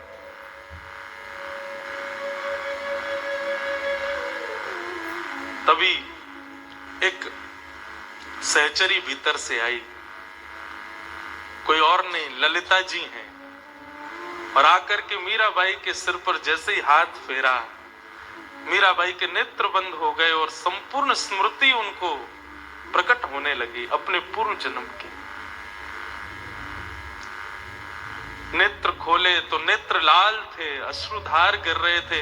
ये सब द्वापर की सब गोपियां हैं। द्वापर में कैसी कैसी लीला, कौन कौन सखी के क्या नाम है, सब मीराबाई को स्मृति में आ गया और अपना पूर्व संबंध उनके हृदय में दृढ़ हो गया। तभी एक सखी आई और मीराबाई को लेकर के एक अद्भुत कुंज के भीतर गई। जैसे ही उस कुंज में प्रवेश किया, सामने तुलसी के सिंहासन पर नील वर्ण श्याम सुंदर और गौर वर्ण श्री जी विराज रहे हैं। दर्शन करते ही मीराबाई का रोम रोम कंपित होने लगा। आहा, माधवी आई है, माधवी आई है, ये स्वर उच्चारित होने लगे सब जगह से, हमारी माधवी आई है। श्याम सुंदर सन्निकट गए, जाकर के माधवी के थोड़ी पर हाथ रखा, नेत्रों के अश्रु पोंछ दिए। बोले, क्यों रोती है तू? देख, तू जहां ते गई वहीं को लौट के आई गई। जय तेरो परिवार है, जय तेरो सर्वस्व है, तू काई को रोयो करे, मुंह से कहां दूर चले गए, कहां। देख, आज सब तो से मिलवे के काज यहाँ खड़े। अब चल, रोनो धोनो बंद कर। मैंने तुमको बहुत कष्ट दियो, मैं जानू मेरी वजह से तेरे जीवन में कितने सारे कष्ट आए, लेकिन माधवी ये सब बहुत जरूरी है। तो को पता है अब तेरे भक्ति भाव से ना जाने कितने लोग या भवसागर में या प्रेम की नैया में बैठ करके भवपार रह जाएंगे। तो को कोई कारण से भेजो गयो, अब तू चिंता मत करे, बस अब तेरे अब तू ज्यादा दिन नहीं रहेगी, अब तू हमारे संगी रह करेगी। चरण पकड़ लिए, बोले ज्यादा दिन नहीं रहेगी मतलब क्या अभी भी मुझे रहना है? ठाकुर जी बोले माधवी कुछ दिन और तुझे अभी विराजना होगा, अभी कई लोगों का कल्याण तुझे करना है। माधवी बोली मैं थक गई हूं नाथ, ये रो रो करके गंगा यमुना बहा करके मेरी स्थिति आप देखिए ना, श्री जी की ओर देखें। हे करुणामय श्री जी आप कृपा करो ना, ये तो बड़े हटीले हैं, बड़े ये इनके अंदर दया नहीं है, आप तो दयामयी है ना, आप कृपा करो, समझाओ ना इनको। मीराबाई चरणों में सर रख करके रुदन करने लगी। तो बंधुओं मीराबाई को अपने सिर के ऊपर कुछ अश्रु बिंदु जैसा अनुभव हुआ, थोड़ा जलाशय जैसा लगा, जल जैसा, जल की बूंद गिरी हो। मीराबाई ने उठकर के ऊपर देखा तो श्याम सुंदर के नेत्रों से नीर गिर रहे। जैसे ही देखा मेरे ठाकुर जी रुदन कर रहे हैं।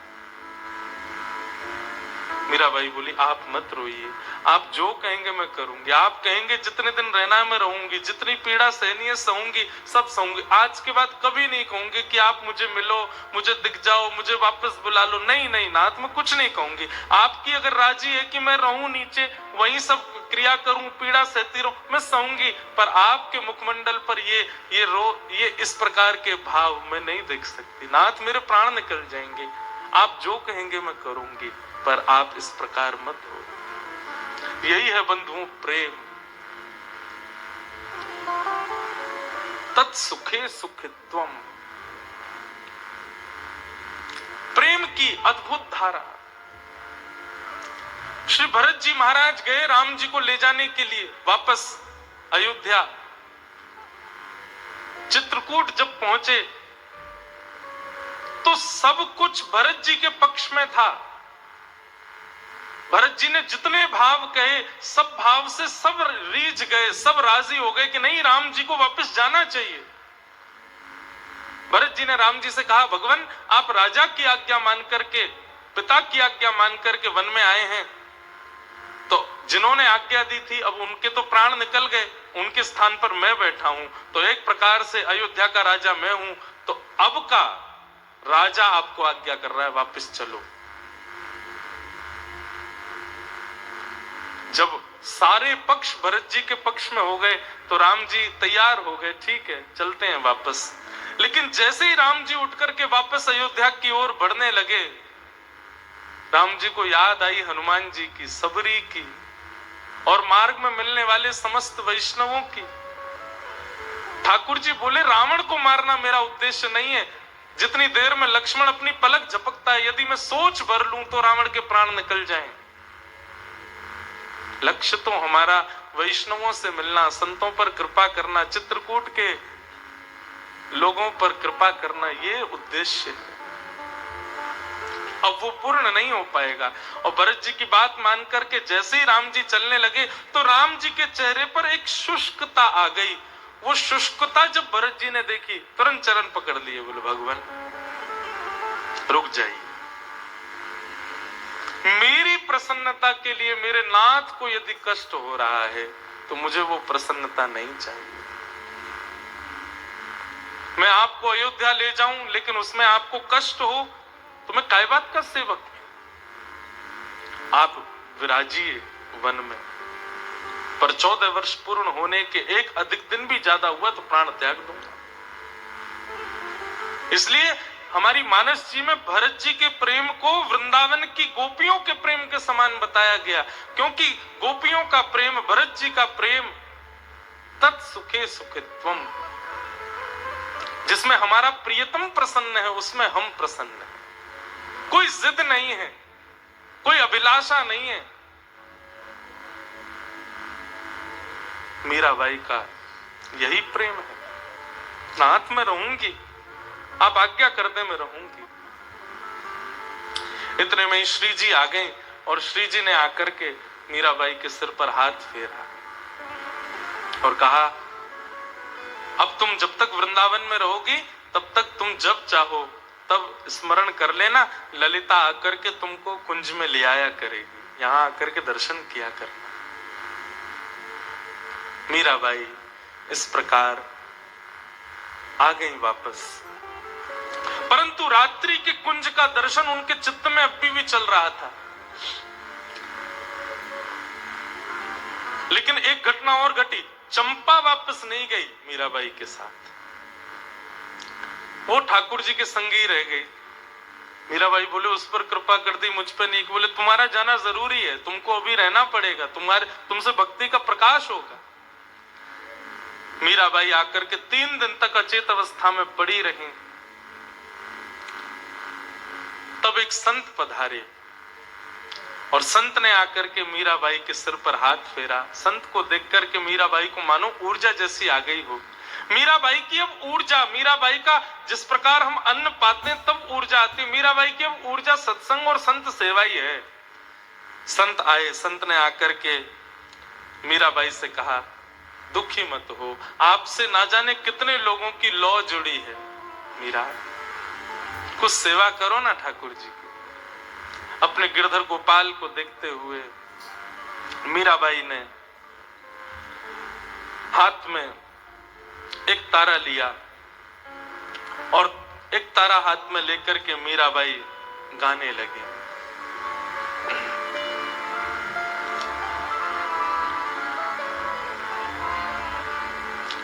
चाकर रहे सू बाग लगा सू, नित उठ दर्शन पासू, वृंदावन री कुंज गलन में हरि की लीला गासू, श्याम मने चाकर राखो जी, श्याम मने चाकर राखो जी,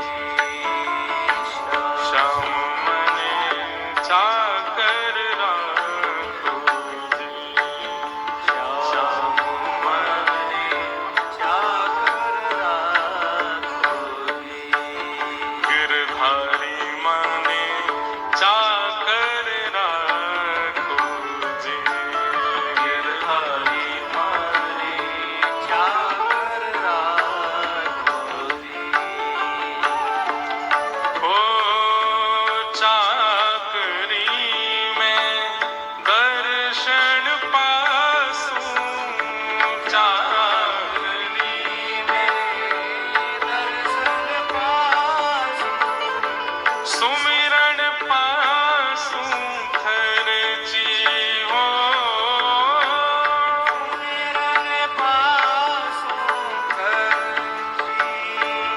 हाँ भाव भगति जागीरी पासू, भाव भगति जागीरी पासू, तीनों बातां सर से श्याम मने चाकर राखो, श्याम मने चाकर राखो जी, गिरधारी मने चाकर राखो, गिरधारी मने चाकर राखो जी।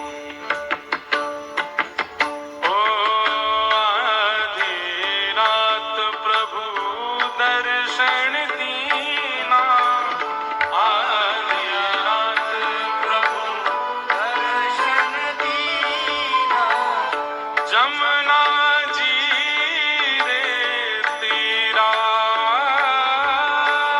यमुना जी रे तेरा। ओ मीरा रे प्रभु गिरिधर नागर, मीरा रे प्रभु गिरिधर नागर, मीरा रे प्रभु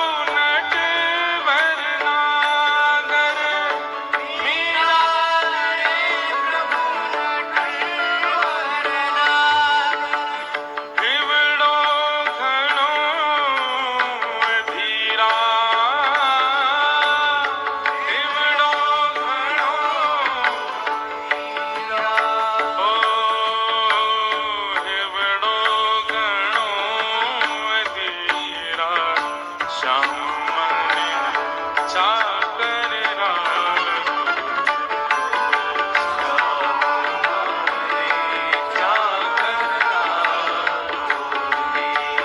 गिरधारी मन चाकर राखो जी। गिरधारी मन चाकर राखो श्याम मन चाकर राखो चाकर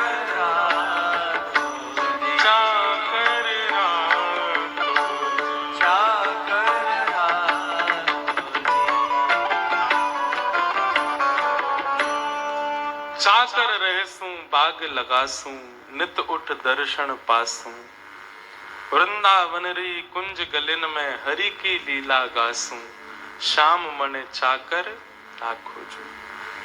बंधुओं, हमारे वृंदावन के उपासक विचित्र होते हैं। संसार में ऐसे उपासक नहीं मिलेंगे आपको जैसे वृंदावन के उपासक। वृंदावन को कोई नगर मत समझना, वृंदावन कोई सामान्य कोई स्थान नहीं है। हम लोग गाते हैं रोज, श्यामा हृदय कमल सो प्रगट्यो। किशोरी जी का हृदय है वृंदावन, और किशोरी जी का हृदय तो सोचो श्याम सुंदर को कितना प्रिय होगा। वृंदावन सामान्य नहीं। हमारे वृंदावन में अनंत वैष्णव जन रहते हैं और उनकी चाकरी, उनकी वैष्णवता, उनकी वृंदावन वास की स्थिति देख करके लगता है इसे कहते हैं वैष्णवता।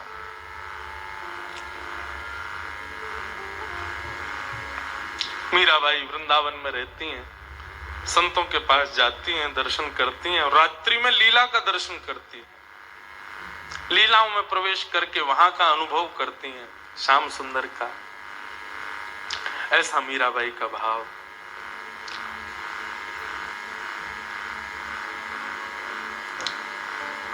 एक दिन मीराबाई रात्रि को जब कुंज में माधवी के रूप में पहुंची, तब ठाकुर जी ने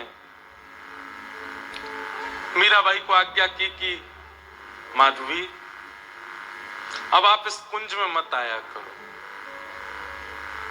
कितना विरह दे रहे हैं ठाकुर जी। मीराबाई रोने लगी, नाथ अब क्या अपराध बन गया? बोले अपराध नहीं बना है आपसे। आप ज्यों ज्यों इस कुंज में आती हैं त्यों त्यों आप पृथ्वी पे रहने के सारे जो लक्षण होने चाहिए वो नष्ट होते जा रहे हैं आपके। संसार में रहने के जो मानव के अंदर गुण अवगुण होने चाहिए, इस कुंज में नित्य आने से, श्री जी का दर्शन करने से, सखियों के साथ लीला विहार देखने करने से आपका वो मीरा का जो एक तन का देह का रूप होना चाहिए पृथ्वी पर रहने का, वो सब नष्ट होता जा रहा है। अब आप इस कुंज का केवल स्मरण करो। अब आपके कुछ शेष जीवन के कुछ विशिष्ट क्षण बाकी हैं, उनको अब आप भगवत भक्तों को सुधारने में लगाओ। मैं जल्दी शीघ्र ही आप पर कृपा पुनः करूंगा।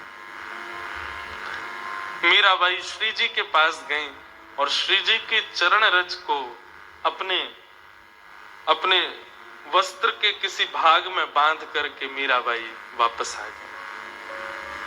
अब जब जब भी विरह होता है, श्री जी की चरण रज मुख से लगाती है, माथे से लगाती है, हृदय से लगाती है और अपने आप को शांत करती है। हमारे वृंदावन प्रणाली में कहते हैं, श्याम सुंदर का विरह जिसको होता हो वो श्री जी का नाम लेना प्रारंभ कर दो, क्योंकि श्री जी श्याम सुंदर के प्रेम के होने वाले विरह को शांत करती हैं। श्री जी का स्वभाव। मीराबाई आ गई। एक दिन मीराबाई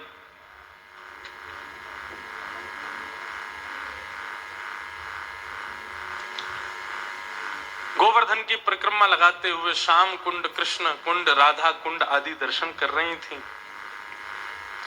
तभी वहां चंपा सखी का दर्शन हुआ। मीराबाई बोली, तुम तो अंतर्ध्यान हो गई, अब मिली हो। ऐसी ऐसी अनुभूतियां होने लगी मीराबाई को जो सामान्य नहीं थी। तब चंपा ने कहा कि ठाकुर जी ने आपके लिए एक संदेश भेजा है मीराबाई।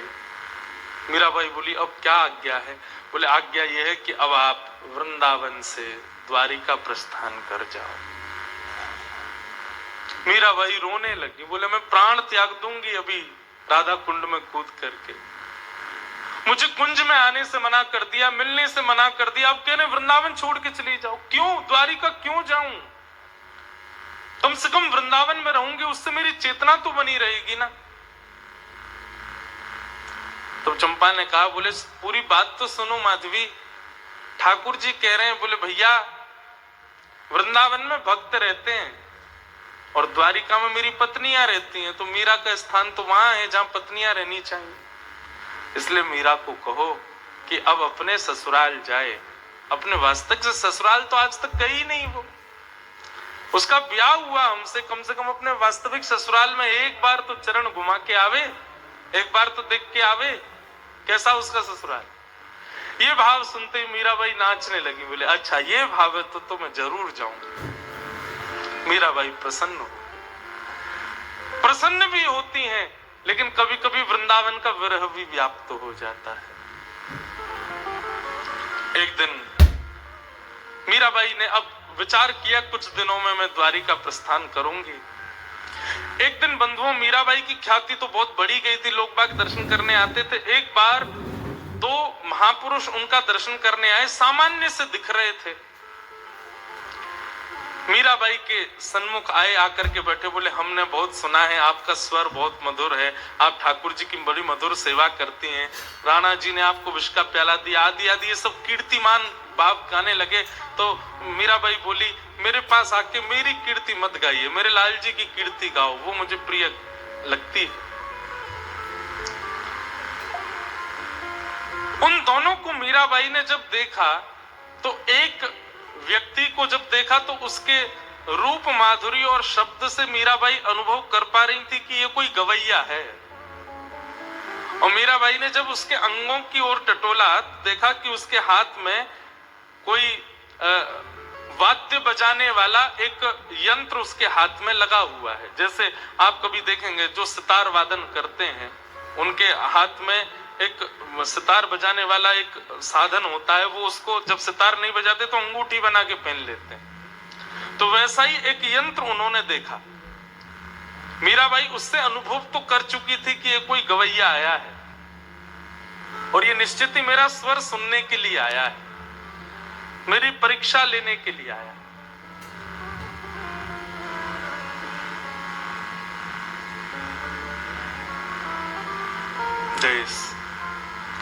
मीराबाई बैठी थी, उसने निवेदन किया कि आप कुछ फरमाइए ना, ठाकुर जी के सामने कुछ सुनाइए। मीराबाई का बंधुओं चरित्र पूरा पदों से ही भरा हुआ है। इतने पद हैं कि ना चाहते हुए भी, मैं तो बहुत कम गाता हूं, लेकिन मीराबाई के तो हर भाव में एक पद विद्यमान है।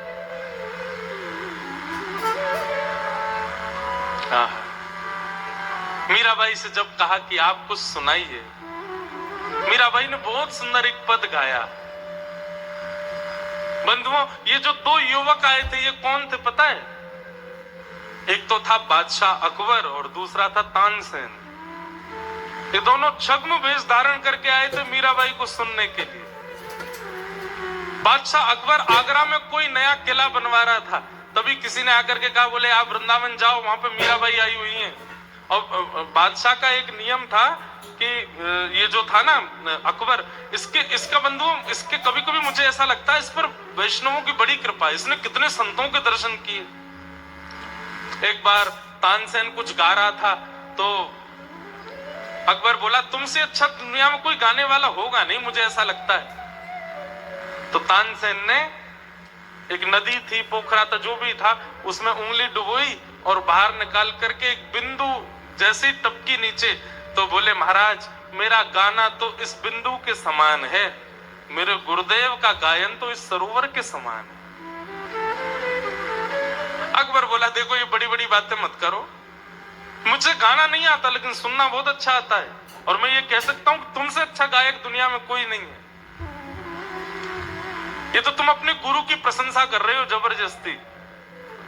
तानसेन बोला, नहीं महाराज, आप मेरे गुरु को सुनेंगे तो कुछ कह ही नहीं पाएंगे। कौन है तुम्हारे गुरु? बोले, वृंदावन बिहारी लाल को जिन्होंने प्रकट किया, अनन्य रसिक स्वामी श्री हरिदास जी महाराज मेरे गुरु। अच्छा, चलो हमको उनका गाना सुनना है। तानसेन बोला, कृपा करो महाराज, वो गाना नहीं गाते हैं, वो ठाकुर जी के कीर्तन गाते हैं। तो बोले, तो हम सुनना चाहते हैं। बोले, महाराज वो आपको सुनाने के लिए कभी नहीं गाएंगे, वो तो ठाकुर जी को ही सुनाते हैं। अकबर पीछे पड़ गया, कैसे भी करके मुझे सुनाओ। तानसेन बोला, एक उपाय है। बोले, क्या? आपको बादशाह का रूप त्यागना पड़ेगा, एक सामान्य रूप धारण करना पड़ेगा, मेरे साथ चलना पड़ेगा, और महाराज बहुत अच्छा हो जाएगा यदि आप मेरे दास बन के चलो। लेकिन अकबर को संगीत का इतना शौक था कि वो तानसेन का दास बनने को तैयार हो गया। तानसेन का दास बन करके, और जैसे संगीतज्ञों के वाद्यों को उठाने वाला कोई चलता है संग में, ऐसे अकबर पीछे तानपुरा लेकर के चल रहा था तानसेन के साथ। तानसेन बोला, भगवान एक कृपा और करना। बोले, क्या? आपकी एक बुरी आदत है। बोले, क्या? जब भी कोई गाता है आप वाह वाह वाह वाह वाह वाह कर देते हो। हमारे गुरुजी का स्वर सुन के वाह वाह मत कर देना, नहीं तो भगा दिए जाओगे, पीट दिए जाओगे। तानसेन बोला, नहीं करूंगा। स्वामी श्री हरिदास जी महाराज विराज रहे थे कुंज में। तानसेन गया, प्रणाम किया। तानसेन के साथ में अकबर भी आया। अब तो तानसेन अंदर ऐसा ही व्यवहार कर रहा है जैसे सेवक है, जल्दी प्रणाम कर, गुरुदेव हैं। अकबर के, जी जी हुजूर प्रणाम। स्वामी जी बोले, कहो तानसेन, बड़े दिन में आए हो? बोले, हाँ। चलो कुछ सुनाओ। तानसेन गाने लगा। तानसेन ने पृथ्वी, जल, अग्नि, वायु, आकाश उसके गायन के अधीन रहते थे। वो चाहता तो दीप जला देता था, चाहता तो वर्षा कर देता था, चाहता तो आंधी तूफान आ जाते, चाहते तो सब सामान्य हो जाता। उसके गायन में इतनी शक्ति थी। स्वामी जी के सामने कुछ गाने लगा। गाते गाते तानसेन ने जबरदस्ती गलत गाया। जैसे ही गलत गाया तो स्वामी जी बोले, गलत क्यों गाते हो? बोले, भगवान गलती हो गई, आप सुधार दीजिए ना। क्योंकि ये मर्यादा है कि आप वृंदावन के रसिकों को कह नहीं सकते, आज्ञा नहीं कर सकते कि गाइए, वे जब चाहे तब गाएंगे। तो तानसेन ने ये युक्ति अपनाई कि मैं गलत गाऊं और सुधारने के लिए कहूंगा तो ये गाएंगे, अकबर सुन लेगा। स्वामी जी पहचान गए, अच्छा तो ये चाहते हो कि हम गाएं? बोले, जी भगवान। स्वामी श्री हरिदास जी महाराज ने बिहारी जी का स्मरण करते ही जैसे ही एक स्वर लगाया, स्वर अलाप करते ही वृंदावन की रज के कण हिलने लगे। आकाश में सूर्य चंद्र एक साथ प्रकट हो गए, मानो जैसे वृक्ष भी कोई चैतन्य बनकर के श्रवण कर रहे हों। वन के भीतर से हिरण, वन के भीतर से हिंसक जीव सब निकल करके आ गए स्वामी जी की ओर, मानो कृपा भरी दृष्टि से देख रहे हों। सबके नेत्र सजल हो गए। ऐसा स्वर स्वामी जी ने प्रकट किया। अकबर के नेत्र बंद हो गए, देहाभिमान शून्य हो गया। उसको तो पता ही नहीं कि मैं सेवक बन के आया हूं, नाटक कर रहा हूं। जैसे ही स्वर सुना, स्वर सुनते ही बोला, वाह वाह वाह वाह वाह वाह। स्वामी जी का गायन वहीं रुक गया। बोले, कौन है ये? कौन है? और इसने वाहवाही कैसे की? तानसेन बोला, बाहर चल, तुझे तो बाहर चल के बताऊंगा। गुरुदेव क्षमा कर दो, गलती हो गई, अपराध क्षमा करो, बालक का सेवक है मेरा। तानसेन, स्वामी जी बोले, तानसेन छुपाओ नहीं, बताओ ये कौन है। इसके वाह वाह के स्वर में पता चलता है कि ये कोई मुगल है। तब रूप में प्रकट हुआ महाराज शहंशाह हिंदुस्तान, बादशाह अकबर आए। कान पकड़ लिए, क्षमा कर दो भगवान, आपका स्वर सुनना था। ये बोले बादशाह रूप में जाओगे तो सुनाएंगे नहीं, इसलिए मैं सेवक बन के आया। स्वामी जी बोले, अच्छा हुआ कि तुम सेवक बन के आए, कोई और रूप में आते तो तुमको दंड मिलता। चलो जाओ, कोई बात नहीं। बादशाह बोला अब आपको पता ही चल गया कि मैं बादशाह हिंदुस्तान हूं, भगवान आपका मैंने स्वर सुना है, कुछ दक्षिणा देना चाहता हूं, बताइए क्या दे दूं। स्वामी जी बोले हमको कुछ नहीं चाहिए, बस तुम चले जाओ, यही हमारी दक्षिणा है। बादशाह बोला ऐसे तो नहीं जाऊंगा, आप भारत के सम्राट के सामने खड़े हैं महाराज, बताइए क्या चाहिए। स्वामी जी बोले यमुना जी का केसी घाट है, उसकी एक सिड्डी टूट गई है, बनवा दो, जाओ। अकबर की आधी संपत्ति लग गई लेकिन वो सिड्डी नहीं बन पाई।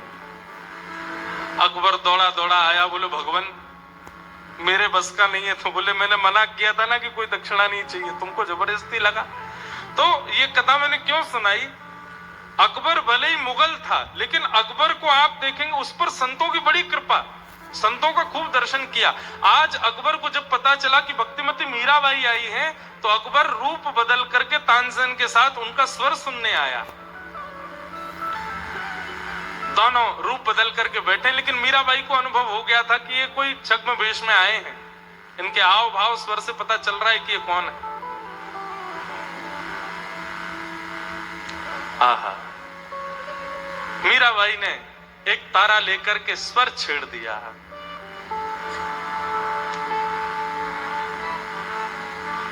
गोकुल रो ब्रजवासी मारो, गोकुल रो ब्रजवासी,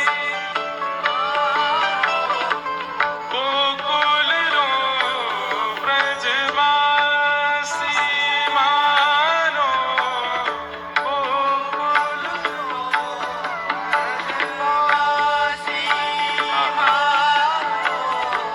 जग सुहाग मिथ्यारी सजनी, जग सुहाग मिथ्यारी सजनी, होवा हो मिट जासी, होवा हो मिट जासी, मारो गोकुल रो ब्रजवासी, मारो गोकुल रो ब्रजवासी,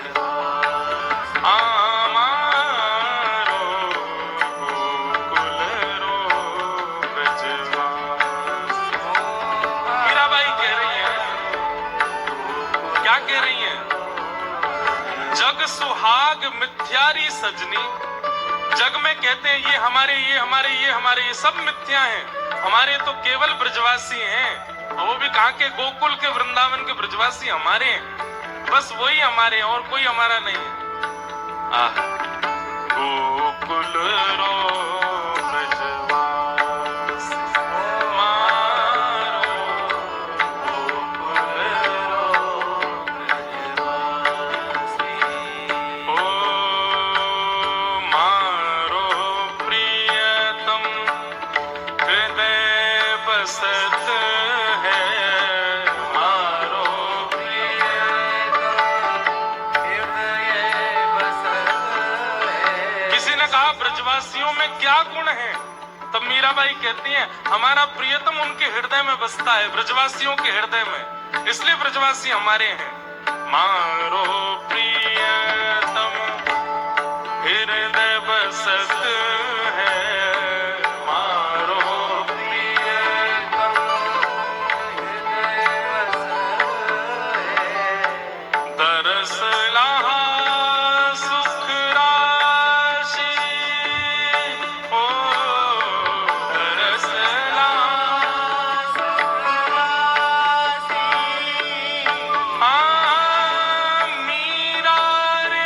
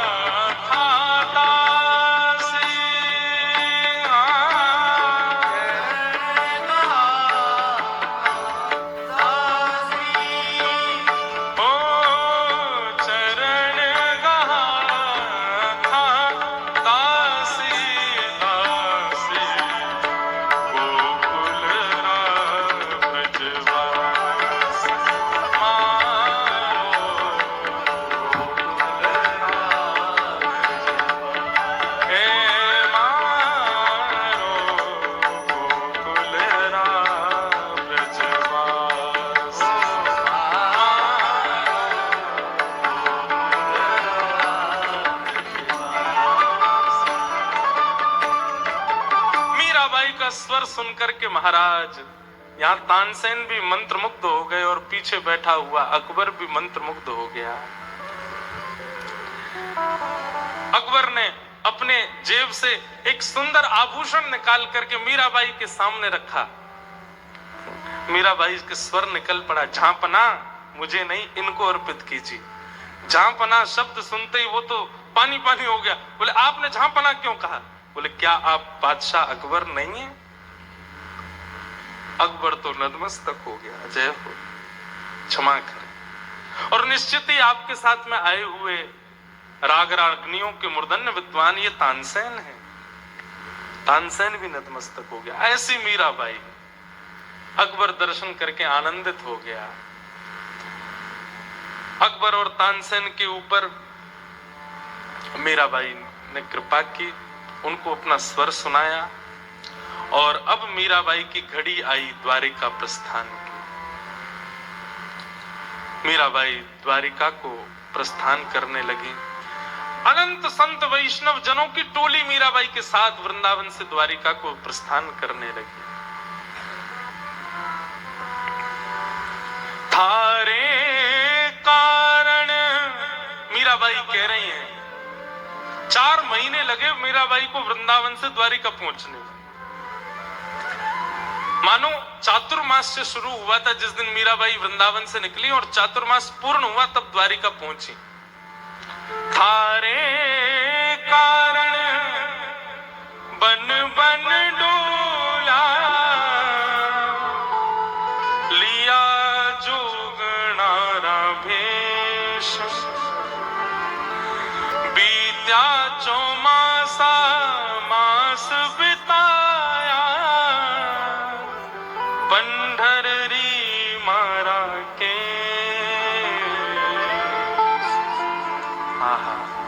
मीराबाई 4 महीने चलते चलते आनंद कीर्तन करते हुए द्वारिका पधारी।